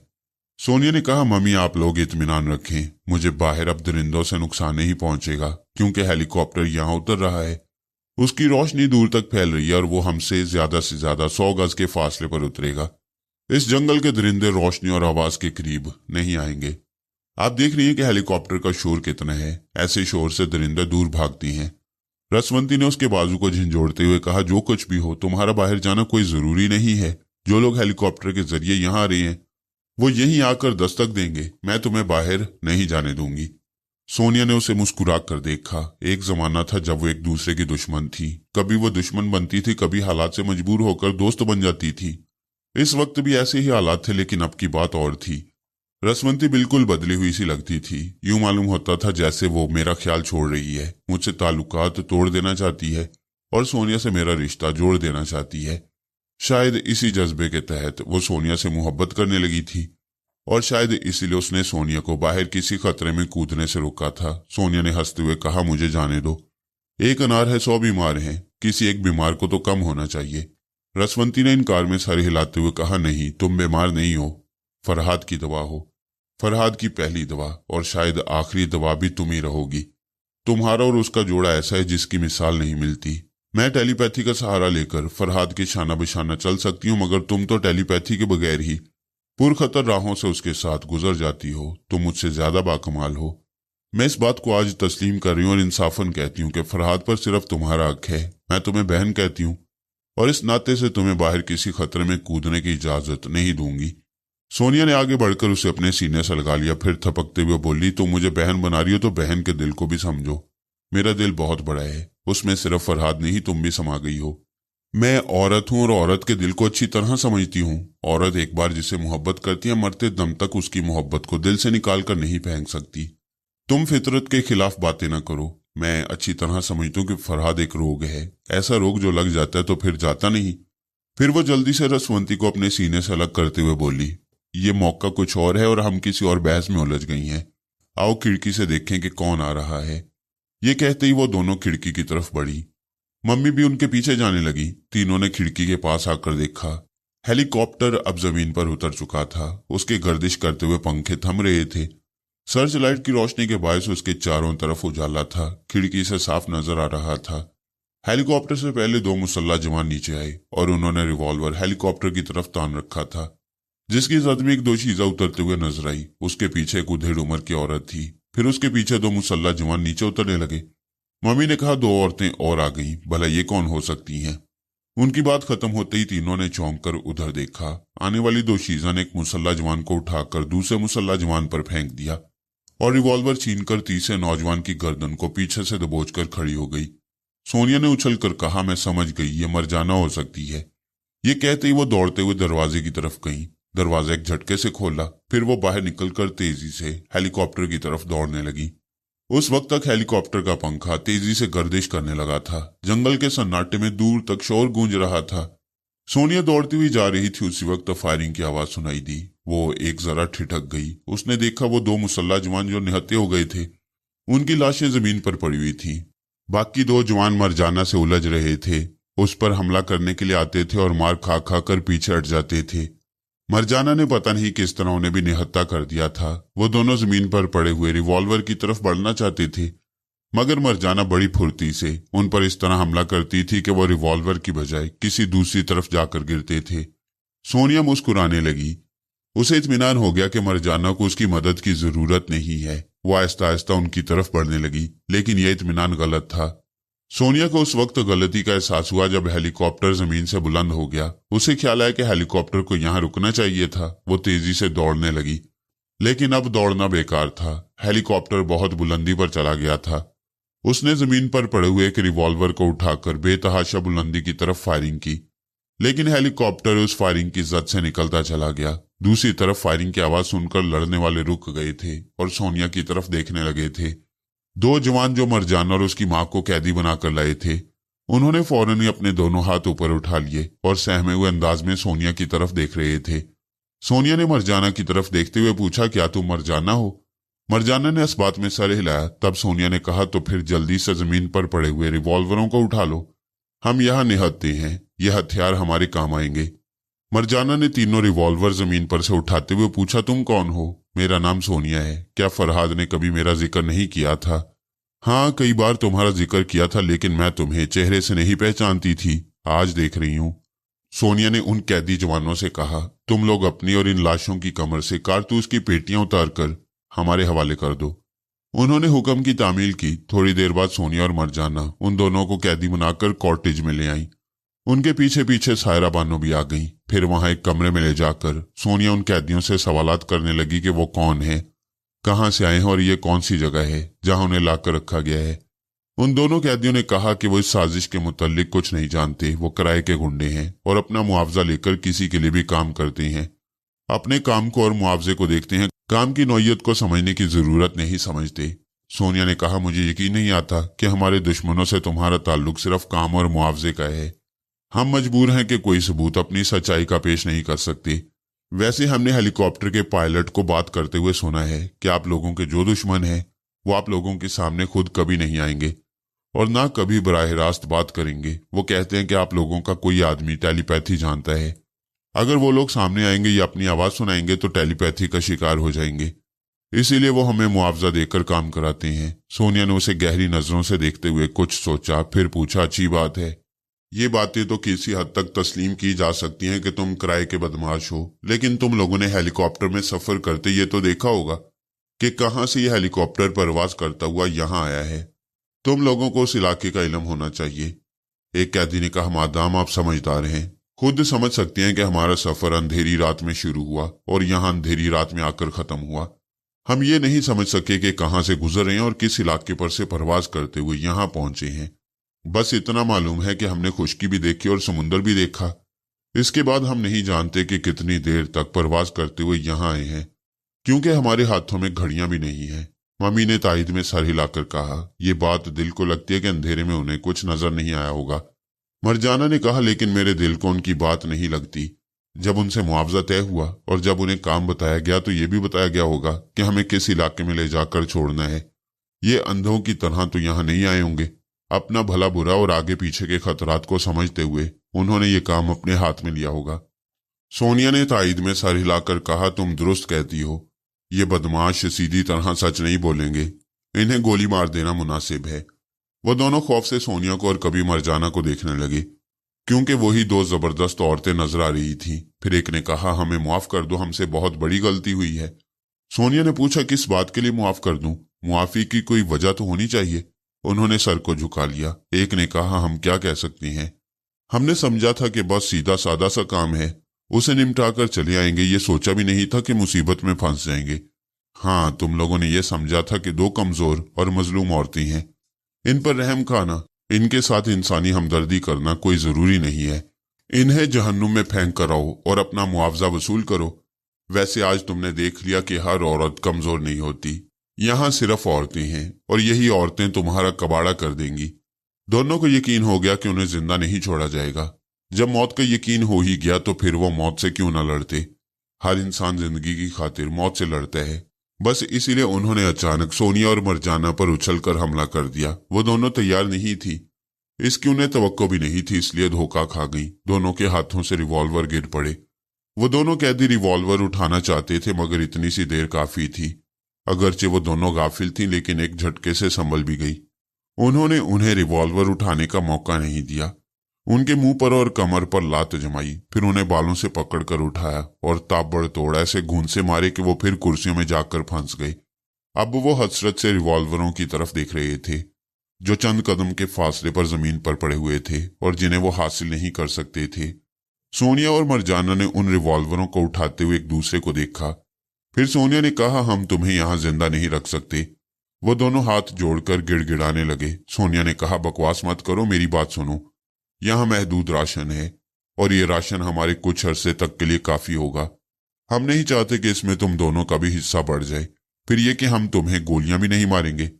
उन दोनों के चेहरों पर एक तरह से इत्मीनान झलकने लगा। सोनिया ने कहा, लेकिन हम तुम्हें इन कॉटेजों में रहने की इजाजत भी नहीं देंगे। अभी और इसी वक्त तुम दोनों अपने साथियों की लाशें उठाकर यहां से चले जाओ। जिधर भी तुम जा सकते हो और जिधर भी तुम रास्ता पा सकते हो, किसी आबादी की तरफ चले जाओ। वहां तुम्हें खाना, पानी और पनाह मिल जाएगी। एक कैदी ने थूक निगलते हुए कहा, मगर ये तो बड़ा ही घना जंगल है और यहाँ यकीनन जंगली दरिंदे होंगे। होंगे का क्या मतलब है? हैं, हम उन दरिंदों की आवाजें सुनते रहती हैं। तुम भी बाहर जाकर उनकी आवाजें सुनना और वो दरिंदे बड़ी खुशी से तुम्हें खुशामदीद कहेंगे। दूसरे कैदी ने कहा, नहीं, हम पर रहम करो, हम इतनी रात को इस जंगल में नहीं जाएंगे। मरजाना ने कहा, तुम्हारा तो बाप भी जाएगा, चलो उठो यहां से, हमें तशद्दुद पर मजबूर ना करो। सोनिया ने कहा, ठहरो मरजाना, अभी हम इन्हें इस कमरे में कैद करते हैं। तुम मेरे साथ बाहर चलो, मैं तुमसे कुछ जरूरी बातें करना चाहती हूँ। ये कहकर वो पांचों औरतें बाहर आईं। उन्होंने दरवाजे को बंद कर दिया, खिड़की के पास रसवंती को खड़ा कर दिया ताकि वो देखती रहे कि दोनों कैदी अपनी जगह से हरकत न करें और जहां बैठे हैं वहीं बैठे रहें। रसवंती उनकी निगरानी के लिए खिड़की के पास खड़ी हो गई थी। मम्मी, मरजाना और सोनिया जरा दूर बरामदे में गई। फिर सोनिया ने कहा, मेरे दिमाग में एक आइडिया है और वो ये कि इन दोनों कैदियों को जंगल में छोड़ दिया जाए ताकि अपने साथियों की लाशें उठाकर दूर कहीं फेंक दें। फिर ये अपने रास्ते पर चलते हुए किसी आबादी तक पहुंच जाएं। मुझे यकीन है कि किसी आबादी का रास्ता जरूर जानती हैं, लिहाजा मैं रिवॉल्वर लेकर इनका ताक़ुब करूंगी और वो रास्ता देखकर यहां कल सुबह या शाम तक वापस आ जाऊंगी। मम्मी ने कहा, बेटी ऐसी हमाकत की बातें ना करो। इतनी अंधेरी रात में तुम दो दुश्मनों के पीछे एक रिवॉल्वर लेकर जाओगी, कभी धोखा भी खा सकती हो। दुश्मन से नहीं, किसी जंगली दरिंदे का शिकार हो सकती हो। अचानक अंधेरे में कोई दरिंदा तुम पर हमला करेगा तो तुम बेबस हो जाओगी। मरजाना ने भी मम्मी की तायद करते हुए कहा, हाँ, तुम्हें इतनी रात को तनहा नहीं जाना चाहिए। अगर तुम्हारी ये तदबीर मुनासिब है और हम किसी रास्ते को तलाश कर सकती हैं तो फिर मैं भी तुम्हारे साथ चलूंगी। मम्मी ने हैरानी से कहा, तुम दोनों ही पागल हो। मैं तुम्हारी बड़ी हूं और यहां मेरी मर्जी के बगैर तुम दोनों कोई फैसला भी नहीं करोगी। सोनिया ने कहा, मम्मी आप समझने की कोशिश करें, यहाँ 4-6 महीने का राशन है, हम कब तक यहाँ कैद रहेंगे? आखिर हमें यहाँ से निकलने का रास्ता तो ढूंढना ही होगा। ठीक है, जब वक्त आएगा तो मुनासिब तरीके से ढूंढा जाएगा। ये कोई बात नहीं कि इस अंधेरी रात में तुम दोनों मुझे और रसवंती को यहाँ कॉटेज में बंद करके चली जाओ। वहां खुद को खतरात में डालो और यहाँ हमारे लिए भी हर लम्हा खतरा रहे कि जंगली दरिंदे या जंगली लोग आकर हमें पता नहीं क्या नुकसान पहुंचाएंगे। अंदेशा तो उधर भी होगा और इधर भी। मैं तुम लोगों को इजाजत नहीं दूंगी। सोनिया परेशान होकर टहलने के अंदाज में उनसे जरा दूर गई, फिर उनकी तरफ वापस आते हुए बोली, मम्मी, मौके से इंसान को फायदा उठाना चाहिए। अगर जरा सी मुझसे गलती ना होती तो वह हेलीकॉप्टर भी हमारे कब्जे में होता। इस तरह हम उसमें बैठकर यहां से निकल सकते थे, लेकिन वो चला गया। दो दुश्मन हमारे हाथ में, उनके जरिए हम इस कैद से निकल सकती हैं। हम लोगों को कुछ तो खतरा मोल लेना होगा। आप हौसले से काम लें। मैं आपको यकीन दिलाती हूं कि कोई नुकसान नहीं पहुंचेगा। दरवाजे और खिड़कियों को आप और रसवंती बंद करके अंदर बैठी रहें। जब तक हम नहीं आएंगे दरवाजा मत खोलिएगा। मैं जानता था कि यह बहस तूल पकड़ लेगी। सोनिया अपनी जिद पर कायम रहेगी और उनका ताक़ुब जरूर करेगी, लिहाजा मुझे मुदाखलत करनी पड़ी। मैं फौरन ये कैदी के दिमाग में पहुंचकर उस पर काबिज हो गया। फिर मैंने मुस्कुराकर खिड़की की तरफ देखते हुए कहा, हेलो रसवंती, मुझे पहचान रही हो? मैं होश में आ चुका हूं। रसवंती ने एकदम से चौंक कर खिड़की के पार कमरे के अंदर उस कैदी को देखा जिसके अंदर मैं समाया हुआ था। मैंने उस कैदी के होंठों से मुस्कुराते हुए कहा, मैं तुम्हारा फरहाद हूं और तुमसे मुखातिब हूं। सोनिया, मरजाना और मम्मी को इस कमरे में बुला लो। वो तीनों जिस मसले पर वहां बहस कर रही हैं, मैं वो मसला हल कर देता हूं। मेरी बात सुनते ही रसवंती ने खिड़की के पास से पलटकर खुश होते हुए कहा, मम्मी, सोनिया, इधर जल्दी से आइए। फरहाद को होश आ गया, वो हमसे मुखातिब है। ये सुनते ही वो तीनों दौड़ती हुई रसवंती के पास आई। पहले मरजाना ने पूछा, कहाँ है फरहाद? रसवंती ने खिड़की की तरफ इशारा किया। मैंने उस शख्स के जरिए मुस्कुराते हुए कहा, हेलो मरजाना, हेलो सोनिया, मम्मी, आदाब। मैं होश में आ चुका हूं और अब आप लोगों के सामने हाजिर हूं, अंदर आ जाएं। मेरी आवाज, मेरा लबो लहजा पहचानते ही वो पांचों तेजी से चलते हुए कमरे का दरवाजा खोलकर अंदर आ गई और उस शख्स को घेर कर खड़ी हो गई। सोनिया ने पूछा, तुम होश में कैसे आ गई? मैंने जवाब दिया, तुम तो मजबूर हो गई थी, लेकिन मेरी सामी ने बड़ा काम किया है। मैंने सामी के मुतल्लिक बताया तो वो सब मुस्कुराने लगी। मैंने कहा, अभी उन दोनों का मसला इस तरह हल हो सकता है कि इन्हें अपने पहले फैसले के मुताबिक यहां से बाहर करो और इनसे कहो कि अपने साथियों की लाशें उठाकर यहां से चले जाएं। मैं इनके दिमागों में झांक कर देख चुका हूं। ये इस इलाके के मुतल्लिक कुछ नहीं जानते और ना ही कोई ऐसा रास्ता जानते हैं कि यहां से निकलकर अपने आदमियों तक पहुंच सकें। लिहाजा सोनिया, तुम्हारा ताकुब करना फजूल होगा, ख्वामखा थकन होगी और कुछ हासिल नहीं होगा। रात का वक्त है, अपने साथियों के साथ आराम करो और इन्हें जाने दो। मम्मी ने कहा, बेटे, हमें इत्मीनान होना चाहिए कि ये दोनों रात को किसी वक्त वापस आकर हमें नुकसान नहीं पहुंचाएंगे। मम्मी, आप इत्मीनान रखें, मैं बहुत दूर तक इनके दिमागों में मौजूद रहूंगा और देखूंगा कि ये कहाँ जाती हैं और क्या करती हैं। जब ये रास्ते से भटक जाएंगे और इन कॉटेजों का रास्ता भूल जाएंगे तो मैं इनके दिमाग से निकल आऊंगा, बल्कि मैं खुद इन्हें भटका दूंगा। मैं इसके दिमाग से निकल रहा हूं, इन्हें कॉटेज से निकाल दिया जाए। ये कहकर मैं सोनिया के दिमाग में पहुंच गया। फिर सरगोशी में कहा, मैं तुम्हारे पास हूं, इन्हें जल्दी से यहां से निकालो और ये किस्सा खत्म करो। सोनिया ने उन्हें रिवॉल्वर दिखाते हुए कहा, अब तुम दोनों यहां से चुपचाप चले जाओ और अपने साथियों की लाशें भी उठा लो। याद रखो, अगर पलट कर आओगे तो मैं बेदरे गोली मार दूंगी और किसी किस्म की रियायत नहीं करूंगी। चलो उठो, भागो यहां से। उसकी इन बातों के दौरान मेरे कमरे का दरवाजा खुला और मास्टर मॉस्ट्रोनी ने आकर कहा, मिस्टर फरहाद, वेरी सॉरी कि मैं मुदाखलत कर रहा हूं, लेकिन एक जरूरी काम आपके नाम है। वही शख्स आपसे बात करना चाहता है जिसने मादाम सोनिया और मादाम रसवंती को अगवा किया था। मैंने मास्टर मॉस्ट्रोनी से कहा, ठीक है, आप रिसीवर उठाकर उस शख्स से बातें करें, मैं आपके पास पहुंच जाऊंगा। मुझे टेलीफोन पर बात करने की जरूरत नहीं है। मास्टर मॉस्ट्रोनी कमरे से वापस चला गया। मैंने रसवंती से कहा, यहां मेरे नाम एक टेलीफोन आया है और वही शख्स फोन पर बात करना चाहता है जिसने तुम लोगों को यहां पहुंचाया है। मैं थोड़ी देर के लिए गैर हाजिर रहूंगा। मेरी वापसी तक उन दोनों कैदियों की तरफ से मोहतात रहना। यही बात मैंने मरजाना के दिमाग में पहुंचकर उसे समझाई। इसके बाद मैं दिमागी तौर पर मास्टर मॉस्ट्रोनी के पास पहुंच गया। उस वक्त वो डॉक्टर के कमरे में पहुंच गया था और टेलीफोन का रिसीवर उठा रहा था। मैंने उसके दिमाग पर काबिज होकर कहा, हेलो, मैं फरहाद बोल रहा हूं। दूसरी तरफ से आवाज आई, आहा मिस्टर फरहाद, आप होश में आ गए। हालांकि हम आपके होश में आने का नुस्खा जानते थे और अब हम ये बताना ही चाहते थे क्योंकि हमारा काम हो गया है। मरजाना और उसकी माँ हमारे काबू में आ गई हैं। मैंने पूछा, वो माँ बेटी कहाँ हैं? दूसरी तरफ से हौले हौले हंसने की आवाज आई। फिर उसने कहा, वो जहां भी हैं वहां तक तुम्हारी सोच की परवाज नहीं हो सकती। अगर तुम दिमाग में पहुंच भी जाओ तो उस इलाके में नहीं पहुंच सकते जहां उन्हें रखा गया है। अच्छा, तो सोनिया, रसवंती और मम्मी को भी वहीं रखा गया है? हाँ, सारी औरतें वहीं हैं।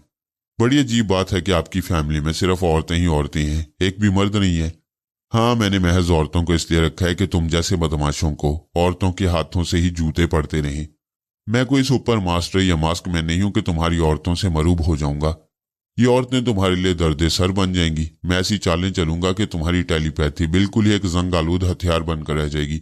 फजूल बकवास करने से बेहतर है कि तुम अपना मकसद बयान करो। मैं अब रिसीवर रख रहा हूं, इसके बाद दिमाग के टेलीफोन पर गुफ्तगू करूंगा, तुम भी रिसीवर रख दो। ये कहकर मैंने मास्टर मॉस्ट्रोनी से रिसीवर रखवा दिया। दूसरी तरफ से उसने रिसीवर को देखा, क्योंकि उसे सिलसिला मुनक़ता होने की आवाज आई थी। उसने हेलो हेलो कहकर पुकारा। मैंने उसके दिमाग में पहुंचकर उसके रिसीवर को क्रैडल पर रखवा दिया, फिर उसे दूसरी तरफ पलटा दिया। दूसरी तरफ एक और शख्स सोफे पर बैठा हुआ शराब पी रहा था। उसने पूछा, क्या फरहाद से बातें हो रही थी? शराब पीने वाले शख्स की बातें सुनकर मैं उसके दिमाग में पहुंचा। उसकी जुबान से मैंने फोन करने वाले को मुखातिब किया, चलो मैं फरहाद यहां पहुंच गया हूं, आप बातें करो। उसने चौंक कर अपने शराबी दोस्त को देखा। मैंने कहा, चौंकने की बात नहीं, तुम तो मेरे कारनामे सुन चुके होगे। अब बताओ तुम कौन हो और तुम्हारा नाम क्या है?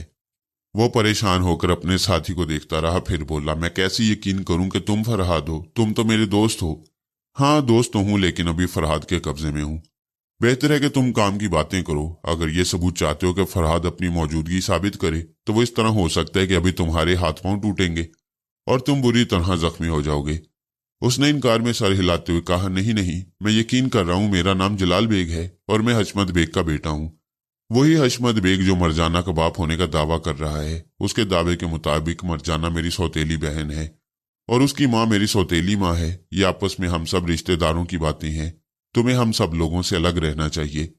ये कहकर वो अपने शराबी दोस्त का मुंह तकने लगा। मैं उसके दोस्त के दिमाग से निकल गया और उसके दिमाग में पहुंचकर चुपचाप उसे टटोल रहा था। उसके शराबी दोस्त को उस वक्त हल्का सा झटका पहुंचा जब मैंने उसके दिमाग को आजाद किया। वो सर को झटक कर बोला, पता नहीं मुझे भी क्या हो गया था, क्या मैं कुछ बक रहा था? इसके जवाब में जलाल बेग ने कुछ कहा, लेकिन मैं अपनी मालूमात हासिल करने में मसरूफ था। थोड़ी देर बाद मैंने उस शराबी को अपना मामूल बनाकर जलाल बेग से कहा, तुम जलाल बेग नहीं हो, तुम्हारा नाम जाने आलम है, मगर यूरोप में आकर तुम आधे अंग्रेज और आधे मुसलमान हो।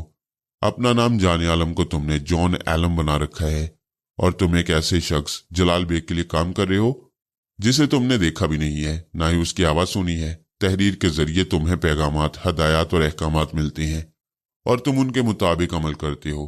इस सिलसिले में तुम्हें भारी मुआवजा अदा किया जाता है। जब से तुमने मेरे सिलसिले का काम पकड़ा है उस वक्त से तुम अपने बीवी बच्चों से जुदा हो, सिर्फ इस डर से कि कहीं मैं तुम्हारे दिमाग के जरिए तुम्हारे बीवी बच्चों तक ना पहुंच जाऊं और उनके जरिए तुम्हें ब्लैकमेल ना करूं, तुम्हारी कमजोरी से फायदा उठाकर हकीकत मालूम ना कर लूं, जबकि हकीकत तुम खुद नहीं जानते। मुझे तो जलाल बेग से काम है, हो सके तो उसके पास पैगाम पहुंचाओ, मैं उससे बातें करना चाहता हूं।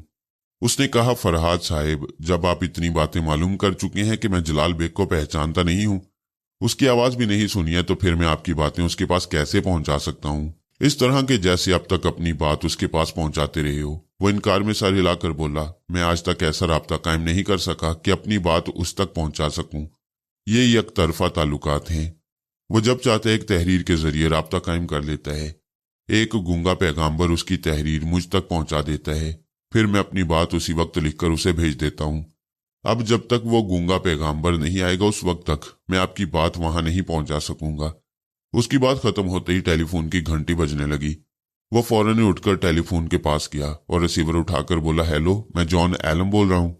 दूसरी तरफ से आवाज आई, अच्छी बात है, सुनो, हमारा हेलीकॉप्टर उस इलाके में पहुंच गया था और दोनों माँ बेटी को वहां उतार रहा था, लेकिन वो मरजाना बहुत ही खतरनाक साबित हुई।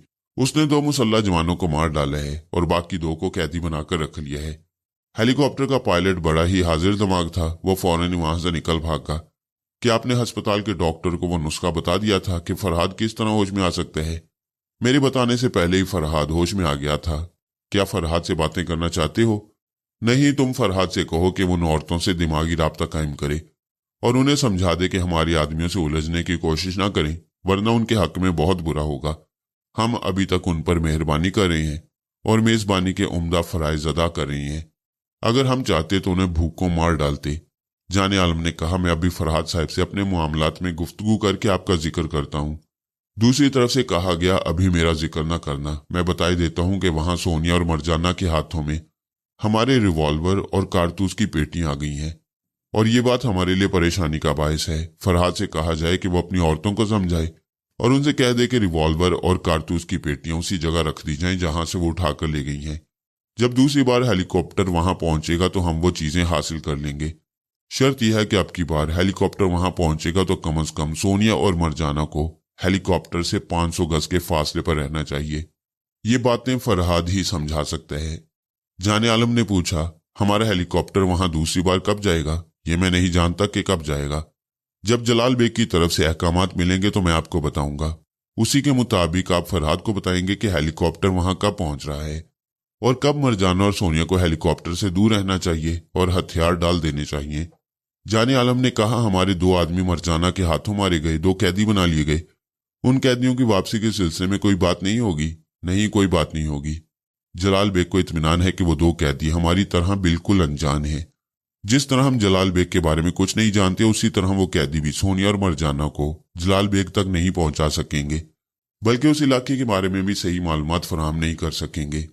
वो तो उन औरतों के हाथों मारे जाएंगे या फिर किसी तरह उनसे बचकर वहां से भाग जाएंगे और जंगल में भटकते रहेंगे। वो दोनों फोन पर बातें कर रहे थे और मैं सुन रहा था। फिर जाने आलम ने रिसीवर रख दिया। मैंने उसकी शराबी दोस्त की जुबान से पूछा, तुम्हारे बॉस जलाल बेग ने तुम्हें मुझसे ये मामला तय करने के लिए कहा है कि मैं मरजाना और उसकी वालदा के मामले में टांग ना अड़ाऊं? हाँ, जलाल बेग यही चाहता है। अगर मैं ये वादा कर लूं कि मैं मरजाना के रास्ते में नहीं आऊंगा तो सोनिया और रसवंती को कब आजाद किया जाएगा और उन्हें किस तरह मेरे पास पहुंचाया जाएगा, ये तो हम नहीं जानते।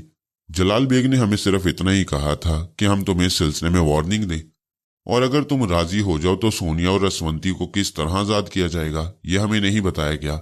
शायद हमें अब बताया जाए, क्योंकि अब यह खबर पहुंचेगी कि आप होश में आ गई हैं और आपसे तमाम मामला तय किए जा सकते हैं। मैंने कहा, अच्छी बात है। जब तुम्हारा बॉस तुमसे राब्ता कायम करेगा और मुझसे तमाम मामला तय करना चाहेगा तो मुझे मुखातिब कर लेना। मैं तुम्हारे टेलीफोन का इंतजार करूंगा। उस वक्त तक के लिए मैं जा रहा हूं। ये कहकर मैं उन लोगों के पास से वापस अपने अस्पताल के कमरे में दिमागी तौर पर हाजिर हो गया। सामी मेरे पास गहरी नींद सो रही थी। कमरे में अब कोई नर्स नहीं थी। शायद डॉक्टर ने इस ख्याल से ड्यूटी खत्म कर दी थी कि मैं टेलीपैथी के जरिए भी डॉक्टर को बुला सकता था। उस वक्त मुझे सिगरेट की तलब हो रही थी। मैंने मिकी ब्रॉडले के दिमाग में पहुंचकर कहा, डॉक्टर, मैं फरहाद बोल रहा हूं। वो एक मरीज का मुआयना कर रहा था, एकदम से ठिठक गया, फिर संभल कर सोच के जरिए बोला, हाँ मैं सुन रहा हूं, क्या बात है? मुझे सिगरेट की तलब हो रही है। क्या मैं सिगरेट पी सकता हूं? अगर पी सकता हूं तो किसी वार्ड बॉय के जरिए मेरे ब्रांड का सिगरेट भेज दीजिए। नहीं तो मैं सिगरेट नहीं पीना चाहिए। क्या इसका ताल्लुक प्लास्टिक सर्जरी से है? नहीं, इसका ताल्लुक तुम्हारी सेहत से है। क्या जरूरी है कि सिगरेट पिया जाए? सिगरेट पीने से क्या हासिल होता है? सिवाय इसके कि 2 उंगलियों में फंसाकर उसे अगरबत्ती की तरह सुलगाया जाए और धुआं छोड़ा जाए। मगर देखा जाए तो ये महज नुमाइश के लिए, स्टाइल के लिए पिए जाता है। इससे कोई फायदा हासिल नहीं होता। अच्छा, तो आप मुझसे सिगरेट छुड़ाना चाहती हैं? हाँ, ये नेक काम मैं करना चाहता हूँ। तुम मेरे मशवरे पर अमल करो और सिगरेट की ख्वाहिश को कुचलने की कोशिश करो। अगर नाकाम हो गए तो समझ लेना कि तुम्हारी कुव्वत इरादी कमजोर है, और अगर कामयाब हो गए तो इस कामयाबी का सेहरा तुम्हारे ही सर होगा। मैं ये तस्लीम कर लूंगा कि तुम्हारी कुव्वत इरादी बहुत मजबूत है और ये काबिल तारीफ बात होगी। डॉक्टर, क्या ये नहीं हो सकता कि एक तरफ आप सिगरेट के नुकसानात बयान करें, मुझे डराएं धमकाएं कि सिगरेट पीने से फेफड़े खराब हो जाती हैं, सरतान हो जाता है, दुनिया भर की तमाम बीमारियां हो जाती हैं, और दूसरी तरफ वार्ड बॉय के जरिए सिगरेट का पैकेट मेरे पास भेज दें? डॉक्टर ने मुस्कुराकर कहा, मुझ में ऐसी दोगली आदत नहीं है। मैंने मना किया तो सिगरेट तुम्हारे पास नहीं पहुंचेगा। तुम बर्दाश्त करने की कोशिश करो। मैं मायूस होकर डॉक्टर के पास से वापस आ गया। मायूसी की बात नहीं थी। मैं चाहता तो अपने इल्म के जरिए अपने इस कमरे में सिगरेट की दुकान लगा सकता था। मैं डॉक्टर के सामने सिगरेट पीता और वह देखते हुए भी देख ना सकता, लेकिन मैंने ऐसा नहीं किया, क्योंकि मना करने वाले और अच्छी बातें समझाने वाले के जज्बे को समझना चाहिए। डॉक्टर मेरी बेहतरी के लिए मुझ पर पाबंदियां आयद कर रहा था। मेरा फर्ज था कि मैं उन पाबंदियों पर अमल करता, इसलिए मैंने सिगरेट की ख्वाहिश को कुचल दिया। खुद को बहलाने के लिए ख्याल ख्वानी का सहारा लिया और सोनिया के पास पहुंच गया। रात के 10 बज रहे थे। मम्मी और रसवंती ने मिलकर रात का खाना तैयार किया और अब वो पांचों मेज के अतराफ बैठकर खाना खा रही थी। मैंने सोचा, अगर हर बार मैं सोनिया के दिमाग में पहले पहुंचूंगा और उसके जरिए उनसे गुफ्तगू करूंगा तो ये बात रसवंती और मरजाना को जरा बुरी लगेगी कि मैं गुफ्तगू के लिए हमेशा सोनिया को तरजीह देता हूं। हालात ने तीनों को यकजा कर दिया था। ऐसे में बहुत सोच समझकर इन लोगों से राब्ता कायम करना था। फिर मैंने सोच समझकर मम्मी को गुफ्तगू का जरिया बनाया ताकि उन तीनों को कोई शिकायत ना हो। मैंने कहा, हेलो मम्मी, मैं वापस आ गया हूं। मरजाना की अम्मी को मेरा सलाम कहिए, वो तीनों खुद ही समझ लेंगी कि मैं मौजूद हूं। मम्मी ने मुस्कुराते हुए सायरा बानो से कहा, बहन, फरहाद बेटा तुम्हें सलाम कह रहा है। सोनिया, रसवंती और मरजाना ने चौंक कर मम्मी को देखा तो मम्मी मुस्कुराते हुए बोली, हाँ, ये हमारे दरमियान मौजूद है। सायरा बानो मेरे सलाम के जवाब में दुआएं दे रही थी। मैं मम्मी को बताने लगा कि किस तरह उस जलाल बेग के एजेंट से मेरी बातें हुई हैं और वो लोग क्या चाहती हैं। यही बात मम्मी ने उन्हें बताई। वो कहने लगी कि जो दुश्मन हमें गिरफ्तार करके यहाँ लाए हैं उनके सरगना का नाम जलाल बेग है और वो हशमत बेग का बेटा है। सायरा बानो ने चौंक कर मम्मी को देखा, फिर कहा, मेरा भी शुबा यही था कि मेरे दुश्मन ये सब कुछ कर रही हैं। मम्मी ने कहा, वो चाहते हैं कि मरजाना और सायरा बानो के रास्ते में फरहाद ना आए, उनके मुआमले में मुदाखलत ना करे, उन दोनों को दुश्मनों के रहमो करम पर छोड़ दे तो वो रसवंती और सोनिया को आजाद कर देंगे। सायरा बानो ने बड़े दुख से कहा, मुझे ये सुनकर बेहद अफसोस हो रहा है कि हमारी वजह से आप लोगों को यहाँ कैद किया गया है और फरहाद को भी धमकियां दी जा रही हैं। मेरा ख्याल है कि हम लोगों को दुश्मनों के हवाले कर दिया जाए। सोनिया ने मुस्कुराते हुए कहा, आप मरजाना की ही नहीं, मेरी भी अम्मी है और इस नाते से मैं अपनी माँ को दुश्मनों के हवाले कभी नहीं कर सकती। सायरा बानो ने कहा, मैं फरहाद को समझाऊंगी कि हम माँ बेटी की खातिर इतनी जानों को खतरे में न डाले। मम्मी ने कहा, फरहाद हमसे बेहतर समझता है कि इन हालात में उसे क्या करना चाहिए। बहन, आप इत्मीनान से खाना खाएं, आराम करें और इस मामले को फरहाद, सोनिया और मरजाना पर छोड़ दें। मैं, तुम और रसवंती महज तमाशाई हैं। ये लोग लड़ने भिड़ने और दुश्मनों को तिगनी का नाच नचाने का खासा तजुर्बा रखते हैं। ये अपने तौर पर फैसला करेंगे कि क्या करना चाहिए।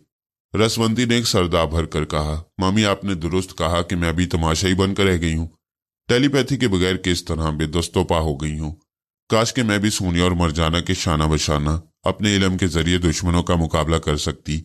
काश मैं अपने इस इलम से खाली ना होती। सोनिया और मरजाना उसे समझाने लगी। मैं उसके दिमाग में पहुंचकर कहने लगा, रसवंती, तुम मायूस क्यों होती हो? जब तुम अच्छी तरह सेहतमंद हो जाओगी, तुम्हारे जिस्म और तुम्हारा दिमाग बिल्कुल नॉर्मल रहेगा और किसी किस्म की कमजोरी नहीं रहेगी तो यकीनन तुम्हारा इल्म तुम्हें वापस मिलेगा। रसवंती को समझाने के दौरान अचानक ही मेरी ख्याल ख्वानी का सिलसिला टूट गया। मेरे कमरे का दरवाजा खुला था और एक नर्स ने अंदर आकर मुझे देखते हुए कहा, जनाब, आपका टेलीफोन है, कोई जलाल बेग आपसे बातें करना चाहती हैं। अच्छी बात है, तुम जलाल बेग से कह दो कि वो रिसीवर रख दे, मैं उसके पास पहुंच रहा हूं। नर्स वहां से वापस चली गई। मैंने मम्मी से कहा, जलाल बेग से मेरी एक अहम गुफ्तगू होने वाली है, उसके बाद मैं फिर वापस आऊंगा, अभी जा रहा हूं। मैं वापस अपने कमरे में आया। वहां से जलाल बेग के एजेंट जाने आलम के दिमाग में पहुंच गया। फिर उसे मुखातिब किया, फरहाद तुम्हारे सामने है, बोलो क्या बात है। पहले तो वो चौंका, फिर फौरन ही समझ गया कि टेलीपैथी के जरिए मैं उसके दिमाग में मौजूद हूं। इसलिए वो बोला, अभी जलाल बेग के पास से जो अहकामात हमें मौसूल हुए हैं वो मैं आपको सुना रहा हूं। पहली बात तो यह है कि जलाल बेग को आप पर भरोसा नहीं है। वो समझते हैं कि जब भी सोनिया और रसवंती को आज़ाद किया जाएगा तो आप उन्हें अपनी पनाह में लेने के बाद फिर मरजाना और उसकी माँ के मामलात में टांग अड़ाएंगे।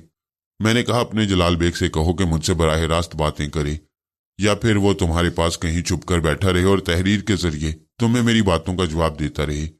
अब जो कुछ मैं कहूंगा फिर उसका जवाब सुनने के लिए मुझे काफी देर इंतजार करना पड़ेगा। जाने आलम ने कहा, वो जो कुछ हमें हुक्म दे चुके हैं उसके बाद आपका जवाब सुनना पसंद नहीं करेंगे। उनका हुक्म यह है कि अगर आप अपनी औरतों को तहफ़्फ़ुज़ देना चाहती हैं तो आपको भी इसी वक्त अस्पताल छोड़ देना पड़ेगा। मैं अस्पताल छोड़कर कहाँ जाऊंगा? अस्पताल के पार्किंग एरिया में एक नीले रंग की कार खड़ी हुई है, उसका नंबर मैं बता देता हूँ। उसके पिछली सीट में आप बैठ जाएंगे, उसका ड्राइवर आपको कहीं ले जाएगा। मुझे भी तो मालूम हो कि मुझे कहाँ पहुंचाया जाएगा। वहीं जहां आपकी तमाम औरतें मौजूद हैं। अच्छा, तो उस वीरान इलाके में हम सब लोगों को कैद करके रखा जाएगा। आप कुछ भी समझ लें, हमारे बॉस के हुक्म के मुताबिक आपको जाना ही होगा, वरना वो औरतें वहां से जिंदा वापस नहीं आ सकेंगी। तुम अपने बॉस से कहो कि ज्यादा अक्लमंद बनने की कोशिश ना करे। दूसरों के पास भी दिमाग होता है और सोचने समझने की सलाहियतें होती हैं। मैं जानता हूं कि तुम्हारा बॉस ना तो मुझे जबरदस्ती उस इलाके में पहुंचा सकेगा और ना किसी औरत को नुकसान पहुंचा सकेगा, क्योंकि मरजाना और उसकी मां उस इलाके में कैद रहने के लिए भेजी गई थी। लेकिन कैद होने की बजाय वो सोनिया की पनाह में पहुंच गई हैं। अब वो सायरा बानो तक नहीं पहुंच सकेगा। वहां तक पहुंचने के लिए पहले तो मरजाना ही एक मुसीबत थी, दूसरी बड़ी मुसीबत सोनिया भी मौजूद है। इन दो मुसीबतों से गुजरने के लिए तुम्हारे बॉस को पसीना आ जाएगा। उसे कहो कि सायरा बानो को हासिल करने का ख्याल अपने दिमाग से निकाल दे। जाने आलम ने कहा, मैं सिर्फ उनका इतना जवाब सुनना चाहता हूं कि आप अस्पताल से बाहर निकलेंगे या नहीं। अपने बॉस से कहना कि मेरे चेहरे पर प्लास्टर की पट्टियां चढ़ी हुई हैं, मैं ऐसी हालत में बाहर नहीं निकल सकता, लोगों का सामना नहीं कर सकता। बच्चे मुझे देखकर डर जाएंगे, औरतें मुझसे कतराएंगी। मेरा चेहरा ऐसा है कि मुझे एक ही कमरे में महदूद रहना चाहिए। बॉस को सारी बातों का इल्म है कि इस वक्त आपका चेहरा कैसा है। उन्हें आपके चेहरे से कोई दिलचस्पी नहीं। आप जैसे भी हैं इसी हालत में आपको वहां पहुंचाया जाएगा। आप हाँ या ना में जवाब दें। मैं नहीं में जवाब देता हूं। बॉस ने कहा था कि इनकार की सूरत में आपको एक खतरे से आगाह कर दिया जाए, और वो खतरा यह है कि अब से ठीक 1 घंटे बाद उस वीरान इलाके के कॉटेजों पर हेलीकॉप्टर के जरिए फायर शेल फेंके जाएंगे। इस तरह तमाम कॉटेजों में आग लग जाएगी। वहां जो महीनों का राशन रखा हुआ है सब बर्बाद हो जाएगा। उन औरतों के सरों से छत हट जाएगी। वो वीरान जंगलों में भटकती रहेंगी, भूखी प्यासी मरेंगी, और ये आपके महज इनकार करने की वजह से होगा। तुम्हारा बॉस मुझे तो कोई नादान बच्चा लगता है। उसने मेरे सामने शतरंज की बिसात बिछा दी और खुद चालने चलना नहीं जानता है। उस नादान बच्चे से कहो कि अगर कॉटेजों में आग लगाई गई और उन औरतों को राशन से महरूम रखा गया तो उनके साथ सायरा बानो भी भूखी मरेंगी, और अगर वो मर गई तो फिर हशमत बेग और जलाल बेग को उनकी वो खुफिया दौलत नहीं मिलेगी जिसके लिए वो 20 साल से तरस रही है। जिस वक्त मैं उसके दिमाग में बैठा हुआ बोल रहा था उस वक्त वो एक मेज के पास बैठा हुआ ये सारी बातें लिखता जा रहा था। मेरे तमाम जवाब लिखने के बाद उसने उस कागज को तय किया, फिर अपने कमरे से बाहर गया। बाहर बरामदे में एक शख्स खड़ा हुआ था। उसके बयान के मुताबिक वो यकीनन गूंगा होगा। उसने उस गूंगे को वो कागज दे दिया। गूंगा उसे लेकर बाहर गया जहां एक कार खड़ी हुई थी। मैंने जाने आलम के दिमाग में उस कार के नंबर को पढ़ा। फिर मैंने जाने आलम से कहा, एक बात तो रह गई है, अपने गूंगे को रोको, मैं कुछ जरूरी बातें करना चाहता हूं। जवाब में उसे भी लिखकर भेज देना। जाने आलम ने उस गूंगे को ताली बजाकर फिर बुलाया, मगर वो सीधा कार की तरफ जाता रहा। फिर जाने आलम ने दौड़कर उसे पकड़ लिया और उसे इशारे से समझाने लगा कि थोड़ी देर और उसे ठहरना होगा, कुछ और लिखना बाकी रह गया है। ये कहकर वो कागज उसके हाथ से लेकर वापस मकान के अंदर जाने लगा। उसके कमरे में पहुंचने तक मैंने फौरन मास्टर मॉस्ट्रोनी से राब्ता कायम करते हुए कहा कि पेरिस में फुलां जगह एक मकान के सामने कार खड़ी हुई है। मैंने कार का नंबर बताते हुए कहा, मैं उस शख्स को बातों में उलझा रहा हूं। आप फौरन अपने आदमियों से कहें कि दूर ही दूर से उस कार का ताक़ुब करें। मैं ज्यादा से ज्यादा 10 मिनट के लिए उस आदमी को उलझा सकूंगा। ये कहकर मैं फिर जाने आलम के पास पहुंच गया। वो कमरे में आ गया था और मेरा इंतजार कर रहा था। मैंने उसके दिमाग पर काबिज होकर उसे कमरे के अंदर बिठाया और वक्त का इंतजार करता रहा कि 10 मिनट गुजर जाएं तो मैं उसे जहनी तौर पर आजाद कर दूं। उस वक्त मेरी कलाई में घड़ी नहीं थी, शायद डॉक्टर मिक्की ब्रॉडले ने ऑपरेशन से पहले उतार ली थी। अंदाजन 10 मिनट के बाद मैंने मॉस ट्रॉनी से पूछा कि आपके आदमी वहां तक पहुंच गई हैं? जी हाँ, वो लोग उस मकान के करीब है और उस कार को देख चुकी हैं। ये मालूम होते ही मैं फिर जाने आलम के पास पहुंच गया। चंद सेकंड के लिए मैं मॉस ट्रॉनी के पास गया था तो जाने आलम का दिमाग मेरी गिरफ्त से आजाद हो गया था। वो खड़ा हुआ सोच रहा था कि अब तक वो कमरे में चुप क्यों है और फरहाद उसके दिमाग में क्यों नहीं बोल रहा है। मैंने उसी वक्त उसके दिमाग को गिरफ्त में लिया तो वो कमरे के बाहर गया और उस तय हुए कागज को उस गूंगे के हवाले कर दिया। गूंगा उसे लेकर अपनी कार में गया, फिर उसे स्टार्ट करके आगे बढ़ गया। जब कार कुछ आगे निकल गई तब मैंने जाने आलम के दिमाग को आजाद छोड़ दिया। वो एकदम से चौंक कर अपने आसपास देखने लगा। उसकी समझ में नहीं आ रहा था कि थोड़ी देर पहले वो कमरे के अंदर था, फिर मकान से बाहर कैसे आ गया। मैं उसे हैरानो परेशान छोड़कर अपने कमरे में वापस आ गया। मैं थोड़ी देर चुपचाप लेटा रहा, फिर मेरी सोच ने परवाज की। उस वक्त सोनिया, मरजाना, रसवंती, मम्मी और सायरा बानो खाने से फारिग हो चुकी थी। अब कोई बर्तन धो रही थी, कोई किचन की सफाई कर रही थी और कोई बिस्तर की चादरें झटक कर दोबारा बिछा रही थी। सभी काम में मसरूफ थी। उनका इरादा था कि वो सभी एक कॉटेज में रात गुजारेंगी। सोनिया और मरजाना ने यह तय किया था कि उन तीनों को कॉटेजों में सुलाने के बाद वो छत पर चली जाएंगी और वहां रात गुजारेंगी। नींद आएगी तो सोएंगी वरना जागती रहेंगी। मैंने उन्हें उस वक्त मुखातिब नहीं किया। ये सोचा कि जब वो दोनों छत पर जाएंगी तब मैं सोनिया और मरजाना को बताऊंगा कि जलाल बेग के एजेंट से क्या बातें हुई हैं और वो लोग किस किस्म की धमकियां दे रहे हैं और सायरा बानो की खुफिया दौलत हासिल करने के लिए क्या कुछ कर रही हैं। मैं वहां से फिर दिमागी तौर पर अस्पताल में वापस आया और डॉक्टर मिक्की ब्रॉडले के पास पहुंच गया। मैंने कहा, हेलो डॉक्टर, मैं फरहाद बोल रहा हूं। डॉक्टर ने मुस्कुरा कर कहा, दिमाग के अंदर और कौन बोलेगा, बोल लो, मैं सुन रहा हूं। डॉक्टर, अभी मेरी बातें उस दुश्मन से हुई हैं जिसने रसवंती और सोनिया को अगवा किया है। वो चाहता है कि मुझे भी वहां पहुंचा दे। पता नहीं वो कौन सा इलाका है। मैं अस्पताल से बाहर नहीं जा सकता। अगर कभी ऐसा मौका आ गया और मुझे अपनी मर्जी के खिलाफ जाना हुआ तो मेरी प्लास्टिक सर्जरी का क्या होगा? डॉक्टर ने जवाब दिया, कुछ नहीं होगा, क्योंकि मैंने तुम्हारे चेहरे पर प्लास्टिक सर्जरी का एक नया तजुर्बा किया है। बहुत शॉर्टकट तरीका इख्तियार करने और जल्द से जल्द तुम्हें असली सूरत में वापस लाने के लिए मैंने कुछ नए तजुर्बे किए हैं और एक ही ऑपरेशन में तमाम चेहरे पर प्लास्टिक की पट्टियां चढ़ा दी हैं। यानी तुम्हारी आंखें, नाक के नथने और तुम्हारे होंठ खुले हुए हैं। ये होंठ और आंखें पहले ही तुम्हारी अपनी हैं। तारिक महमूद के रूप में भी ये आंखें फरहाद की थीं, होंठ भी फरहाद के ही थे। बाकी चेहरे पर जो प्लास्टर की तय है उसे मैं 1 हफ्ते में उतार दूंगा तो तुम्हारा चेहरा तुलू हो जाएगा। मुझे यकीन है कि 1 हफ्ते में मैं तुम्हारी सूरत वापस दिलाऊंगा। अगर नाकामी हुई तो शायद 1 माह लग जाए। मैंने पूछा, क्या 1 हफ्ते के दौरान आप मेरे चेहरे का मुआयना करते रहेंगे? मुआयना करने की कोई जरूरत नहीं है, लेकिन मुलाकात होगी तो मैं यूं ही देखता रहूंगा। इसके लिए किसी दवा की एहतियात की जरूरत नहीं है। डॉक्टर, आप मुझे एहतियातन बता दें कि ये प्लास्टर की पट्टियां किस तरह मेरे चेहरे से हटाई जाएंगी और फिर हटाने के बाद क्या एहतियात की जाएगी कि मेरा चेहरा बिगड़ने ना पाए। कोई भी डॉक्टर तुम्हारे चेहरे से प्लास्टर की इन पट्टियों को हटा सकते हैं। मैं एक लोशन तुम्हें दूंगा। जब ये पट्टियां हटाई जाएंगी तो चेहरे पर उस लोशन को लगाया जाएगा। वैसे चेहरे की जिल्द कुदरती लगेगी, बिल्कुल मुलायम होगी, फिर भी लोशन लगाने से मजीद फर्क पड़ेगा। डॉक्टर, मुझे आप वो लोशन दे दीजिए। और भी जरूरी हदायत हो तो उन पर मैं अमल करूंगा। ठीक है, मैं ऐसा करूंगा, लेकिन एहतियातन ऐसा किया जाएगा, वरना तुम्हारी कोशिश ये होनी चाहिए कि तुम उन दुश्मनों को टालने की कोशिश करो और उससे कोई ऐसा समझौता करो कि मादाम सोनिया और मादाम रसवंती रिहा हो जाएं और तुम्हें अस्पताल से बाहर ना जाना पड़े। ठीक है, मैं यही कोशिश करूंगा। मैंने वक्त का अंदाजा लगाया कि मॉस ट्रॉनी का आदमी उस गूंगे का पीछा करता हुआ यकीनन उनके किसी खास मुकाम तक पहुंचा होगा। ये सोचकर मैंने मॉस ट्रॉनी से राब्ता कायम किया। वो मेरा इंतजार कर रहा था। उसने कहा, वो कार जिसका ताकुब किया गया था एक ऐसे बंगले के अहाते में जाकर रुकी है जिसके मकीन को हम पहले से जानते हैं। मैंने पूछा, वो कौन है? वो रेड पावर का साहब बॉस है। अब वो बॉस के ओहदे से हट गया है या हटा दिया गया है? आजकल रेड पावर का जो बॉस है उसका नाम सोनार्तो है।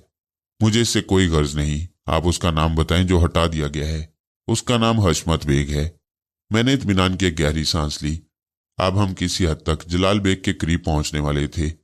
मैंने कहा, क्या आप हशमत बेग से टेलीफोन पर गुफ्तगू कर सकती हैं? जी हाँ, पहले भी मैं 1 आध बार उसे बातें कर चुका हूं। मैं अभी उसे रिंग करता हूं। ठीक है, आप बातें करें, मैं चुपचाप सुनता रहूंगा। वो रिसीवर उठाकर उसके नंबर डायल कर रहा था। थोड़ी देर बाद राब्ता कायम हो गया। किसी औरत की आवाज सुनाई दी। मास्टर मॉस रोनी ने कहा, मिस्टर हशमत बेग से कहो कि मास्टरों की तंजीम का मास्टर मॉस रोनी उससे बातें करना चाहता है।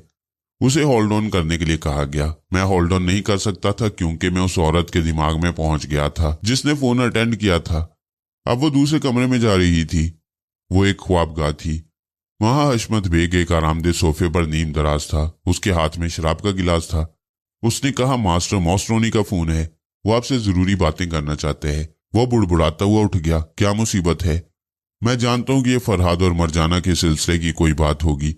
फिर यह कि उनकी मादाम सोनिया को भी तो अगवा किया गया है। यकीनन इसी सिलसिले की गुफ्तगू है। वो बुड़बुड़ाता हुआ टेलीफोन के पास आया। फिर उसने रिसीवर उठाकर कहा, हेलो, मैं हशमत बेग बोल रहा हूं। मास्टर मॉस रोनी ने कहा, मिस्टर हशमत बेग, तुमने हमारी मादाम सोनिया को छेड़कर अच्छा नहीं किया है। ये आप क्या कह रहे हैं? मैं मादाम सोनिया के पास से भी गुजरा नहीं हूं। आप झूठ ना बोलें। उसके अगवा में आपके बेटे का हाथ है। ओ अच्छा, तो ऐसा कहो, मेरे बेटे ने जो कुछ किया उसका जिम्मेदार मैं तो नहीं हो सकता। क्यों नहीं हो सकते? तुम्हारा और तुम्हारे बेटे का मुफाद एक ही है। सुना है कि सायरा बानो एक अमीर तरीन औरत है। उसके साथ खुफिया दौलत की एक ललचाने वाली दास्तान गर्दिश कर रही है। कितने ही लोग उस सिलसिले में सायरा बानो से मिलते भी हैं और पता नहीं कैसे कैसे मंसूबे बनाती हैं। तुम बाप बेटों ने जो मंसूबा बनाया उस पर अमल करना शुरू कर दिया है। हशमत बेग ने कहा, ज्यादा बातें करने से क्या फायदा? तुम्हें सिर्फ मादाम सोनिया की जरूरत होगी क्योंकि उसका ताल्लुक हमारी तंजीम से है। मैं यही कहना चाहता हूं, तुम मरजाना और उसकी मां को हासिल करना चाहते हो। फिर सोनिया और असवंती को क्यों पकड़ रखा है? इसलिए कि वो दोनों फरहाद के लिए अहम हैं। उन्हें यरगमाल बनाकर मैं फरहाद से सौदेबाजी कर सकता हूं। क्या तुम्हें इस बात का खौफ नहीं है कि फरहाद तुम्हारे दिमाग में पहुंच जाएगा तो तुम्हारा अंजाम क्या होगा? मुझे खौफ है, और सिर्फ फरहाद का ही नहीं, मरजाना का भी सुना है। वो बहुत ही खतरनाक किस्म की फाइटर है। उसने हमारे एक बदमाश बख्तावर का बहुत बुरा हशर किया है। इसके अलावा पिंडी में जो रेड पावर का बॉस था उसके लिए तो मौत का वक्त भी मुकर्रर कर दिया था। मैं जानता हूं कि मैंने इन औरतों में से किसी को यरगमाल बनाकर ना रखा तो मेरा भी अंजाम बहुत बुरा होगा। मैं तुम्हें मशवरा देता हूं कि फरहाद के दोस्त बनकर रहो। दुश्मनी बहुत महंगी पड़ेगी। तुम्हारी रातों की नींद उड़ जाएगी, भूख नहीं लगेगी, जिंदगी अजीरन हो जाएगी। अकल से काम लो। हाँ, हमने अकल से काम लिया है। मैंने और मेरे बेटे जलाल बेग ने यह तय किया है कि हम बाप बेटे एक दूसरे से कभी बात नहीं करेंगे, कभी मुलाकात नहीं करेंगे, और एक दूसरे के जो जानने वाले हैं उनसे भी कतरा कर रहेंगे। ये हम उस वक्त तक करते रहेंगे जब तक कि फरहाद जिंदा है। हमारी आखिरी कोशिश ये होगी कि वो जिंदा न रहे। मास्टर मॉस रोनी, मैं तुम्हें एक बहुत बड़ी ऑफर देना चाहता हूँ। इतनी बड़ी ऑफर के तुम्हारा सुपर मास्टर सुनकर खुश हो जाएगा। जरा मुझे भी बताओ, मैं भी खुश होना चाहता हूँ। ऑफर यह है कि इस वक्त फरहाद तुम लोगों के रहमो करम पर है। एक अस्पताल में पड़ा हुआ है, उसे हमारे हवाले कर दो। हम इसके बदले में तुम्हारी तंजीम में शामिल हो जाएंगे। तुम नहीं जानते कि मेरा बेटा जलाल बेग कितना खतरनाक किस्म का फाइटर है और बहुत बासलाहियत भी है। उसने थोड़े से अरसे में ऐसे खुफिया अड्डे कायम कर लिए हैं कि तुम्हारी तंजीम का कोई फर्द ताहियात कभी वहां तक नहीं पहुंच सकता। अगर फरहाद और मरजाना को मौत के घाट उतार दिया जाए तो हम ऐसे तमाम अड्डे सुपर मास्टर के हवाले कर देंगे। मेरे बेटे को अगर किसी मुल्क का मास्टर बना दिया जाए तो हम हमेशा सुपर मास्टर के वफादार बनकर रहेंगे और हमारी जात से उन्हें बहुत फायदा पहुंचता रहेगा। यहां तक कि हम सायरा बानो से हासिल की हुई बेशुमार दौलत भी उसके हवाले कर देंगे। दरअसल हम दौलत के लिए नहीं बल्कि अपनी जिंदगी के लिए लड़ रहे हैं। हम जानते हैं कि जब तक मरजाना फरहाद के करीब रहेगी उस वक्त तक मैं, कबीर, बेदल और रघु कभी चैन से नहीं सो सकेंगे। मास्टर मॉस रोनी ने सोचने के अंदाज में कहा, तुम्हारी ऑफर तो बहुत अच्छी है और मैं बहुत अच्छे वक्त पर तुमसे फोन पर गुफ्तगू कर रहा हूं। इस वक्त फरहाद अपने कमरे में सो रहा है। मैंने डॉक्टर से मालूम कर लिया और हमें इस बात का इत्मीनान है कि फरहाद टेलीपैथी के जरिए हमारी बातें नहीं सुन रहा है। हशमत बेग ने कहा, जरा 1 मिनट इंतजार करो, मैं अभी तुम्हें रिंग करूंगा। ये कहकर उसने सिलसिला मुनक़ता किया। फिर डॉक्टर मिक्की ब्रॉडले के नंबर डायल किए। फोन की घंटी बजते ही मिक्की ब्रॉडले ने रिसीवर उठाया। इसके साथ ही मैं डॉक्टर के दिमाग पर काबिज हो गया। उधर से हशमत बेग ने कहा, हेलो डॉक्टर, मैं फरहाद अली तैमूर का एक बहुत ही गहरा दोस्त हूँ। पाकिस्तान से आया हूँ और उससे मिलना चाहता हूँ। डॉक्टर की जुबान से मैंने कहा, सॉरी, इस वक्त मिस्टर फरहाद सो रहे हैं, उन्हें डिस्टर्ब नहीं किया जा सकता। हशमत बेग ने कहा, क्या यह मुमकिन नहीं कि उनसे फोन पर ही मुलाकात करा दी जाए? मैं जरूरी बातें करना चाहता हूँ। डॉक्टर ने कहा, सॉरी मिस्टर, आप कम से कम 4 घंटे के बाद फोन कर सकती हैं। इस वक्त मुमकिन नहीं है, हम अपने मरीज को डिस्टर्ब नहीं करेंगे। ये कहते ही डॉक्टर ने रिसीवर रख दिया। सिलसिला मुनक़ता हो गया। मैं डॉक्टर के दिमाग से निकल गया। अब वो हैरान होगा कि अभी उसने फोन के पास आकर रिसीवर उठाने के बाद फिर रिसीवर कैसे रख दिया था। मैं उधर मॉस टोनी के दिमाग में पहुंच गया। जरा देर बाद ही फोन की घंटी बजी। मॉस टोनी ने रिसीवर उठाकर हेलो कहा तो हशमत बेग की आवाज सुनाई दी। मास्टर, आपने दुरुस्त कहा था, फरहाद इस वक्त गहरी नींद सो रहा है और वो हमारी गुफ्तगू नहीं सुन सकेगा।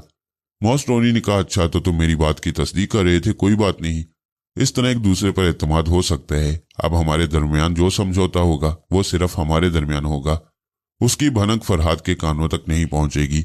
हशमत बेग ने कहा, तो फिर क्या कहते हो? फरहाद और मरजाना हमारे, सोनिया और रसवंती तुम्हारी होंगी, मंजूर है? हाँ मंजूर है। सच पूछो तो हम फरहाद और सोनिया से खौफजदा होकर ही उनसे दोस्ती कायम रखना चाहते थे, और अब भी अगर उनका कुछ ना बिगाड़ सके तो इसी मजबूरी के तहत उनसे दोस्ती रखेंगे। अगर आपका बेटा जलाल बेग उन्हें खत्म करने में कामयाब हो गया तो फिर समझो हम सबके सरों से बहुत बड़ी मुसीबत हमेशा के लिए दूर हो जाएगी। तो फिर तुम राजी हो? मैं तो राजी हूं, लेकिन मुझे सुपर मास्टर की रजामंदी भी हासिल करनी होगी। इतना बड़ा मंसूबा है कि मैं तन्हा इसकी मंजूरी नहीं दे सकता। मुझे मौका दिया जाए कि मैं अपने बॉस से बात कर सकूं। ठीक है, बात कर लो, लेकिन मुझे जवाब कब मिलेगा? आप तो जानते हैं कि फरहाद जब तक जागता रहेगा हम आपस में बातें नहीं कर सकेंगे। जब मैं देखूंगा कि फरहाद दूसरी बार किसी वक्त सो रहा है तो मैं आपको टेलीफोन के जरिए मुखातिब करूंगा। उस वक्त तक सुपर मास्टर से मेरी बात हो चुकी होगी। ठीक है, मैं उस वक्त का इंतजार कर सकता हूं। मास्टर मॉस टोनी ने पूछा, तुम्हारे फरहाद और मरजाना और हमारी सोनिया और रसवंती का तबादला कैसे होगा? यानी सोनिया और रसवंती हमारे पास कैसे पहुंचेंगी और तुम अस्पताल से फरहाद को कैसे ले जा सकोगे? ये बात तय हो जानी चाहिए ताकि मैं सुपर मास्टर को तरीक़ेकार बता सकूं। हशमत बेग ने सोचते हुए कहा, तरीक़ेकार क्या होगा? इस पर बहुत अच्छी तरह गौर करने की जरूरत है। ऐसा न हो कि फरहाद को हमारे मंसूबों का इल्म हो जाए या किसी तरह वो हमारे दिमागों में झांक कर हमारी ख्वाहिशों को समझ ले। मैं इस पर अभी गौर करता हूँ। कोई तरीक़ेकार अपने बेटे से भी पूछता हूँ। उसके बाद जब दोबारा तुम मुझे फोन के जरिए मुखातिब कर लोगे तो मैं कुछ न कुछ बता सकूंगा। उस वक्त तक के लिए हम रुखसत होते हैं। उनकी गुफ्तगू खत्म हो गई। मास्टर मॉस टोनी ने रिसीवर रखते हुए अपनी सोच के जरिए कहा, मिस्टर फरहाद, क्या मैं ठीक जा रहा हूँ?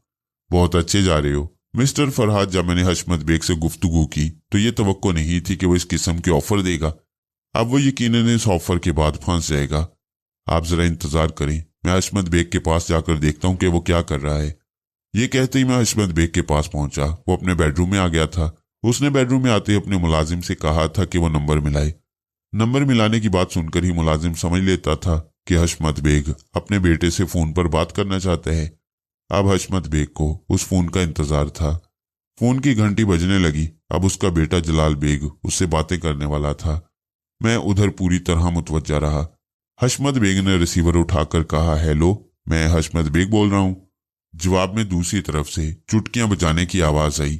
तकरीबन 3 बार चुटकियां बजी थी। हाँ बेटे, मैं समझ गया।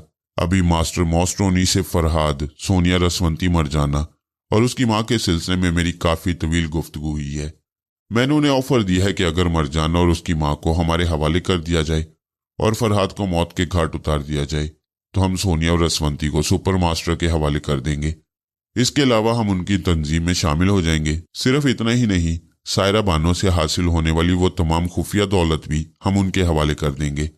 मास्टर मॉस टोनी राजी है, लेकिन अपने सुपर मास्टर से इस सिलसिले में गुफ्तगू करना चाहता है। मुश्किल यह है कि हम अपनी मर्जी के मुताबिक फौरन ही एक दूसरे से राब्ता कायम नहीं कर सकते। उधर भी यही मजबूरी है कि फरहाद किसी वक्त हमारे दिमागों में झांक सकता है।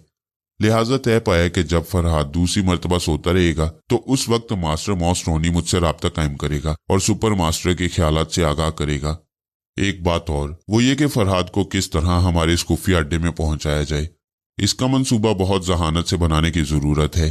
फरहाद को शुबा नहीं होना चाहिए और उसे ये मौका नहीं देना चाहिए कि वो किसी के दिमाग में झांक कर हमारी साजिशों को समझ सके।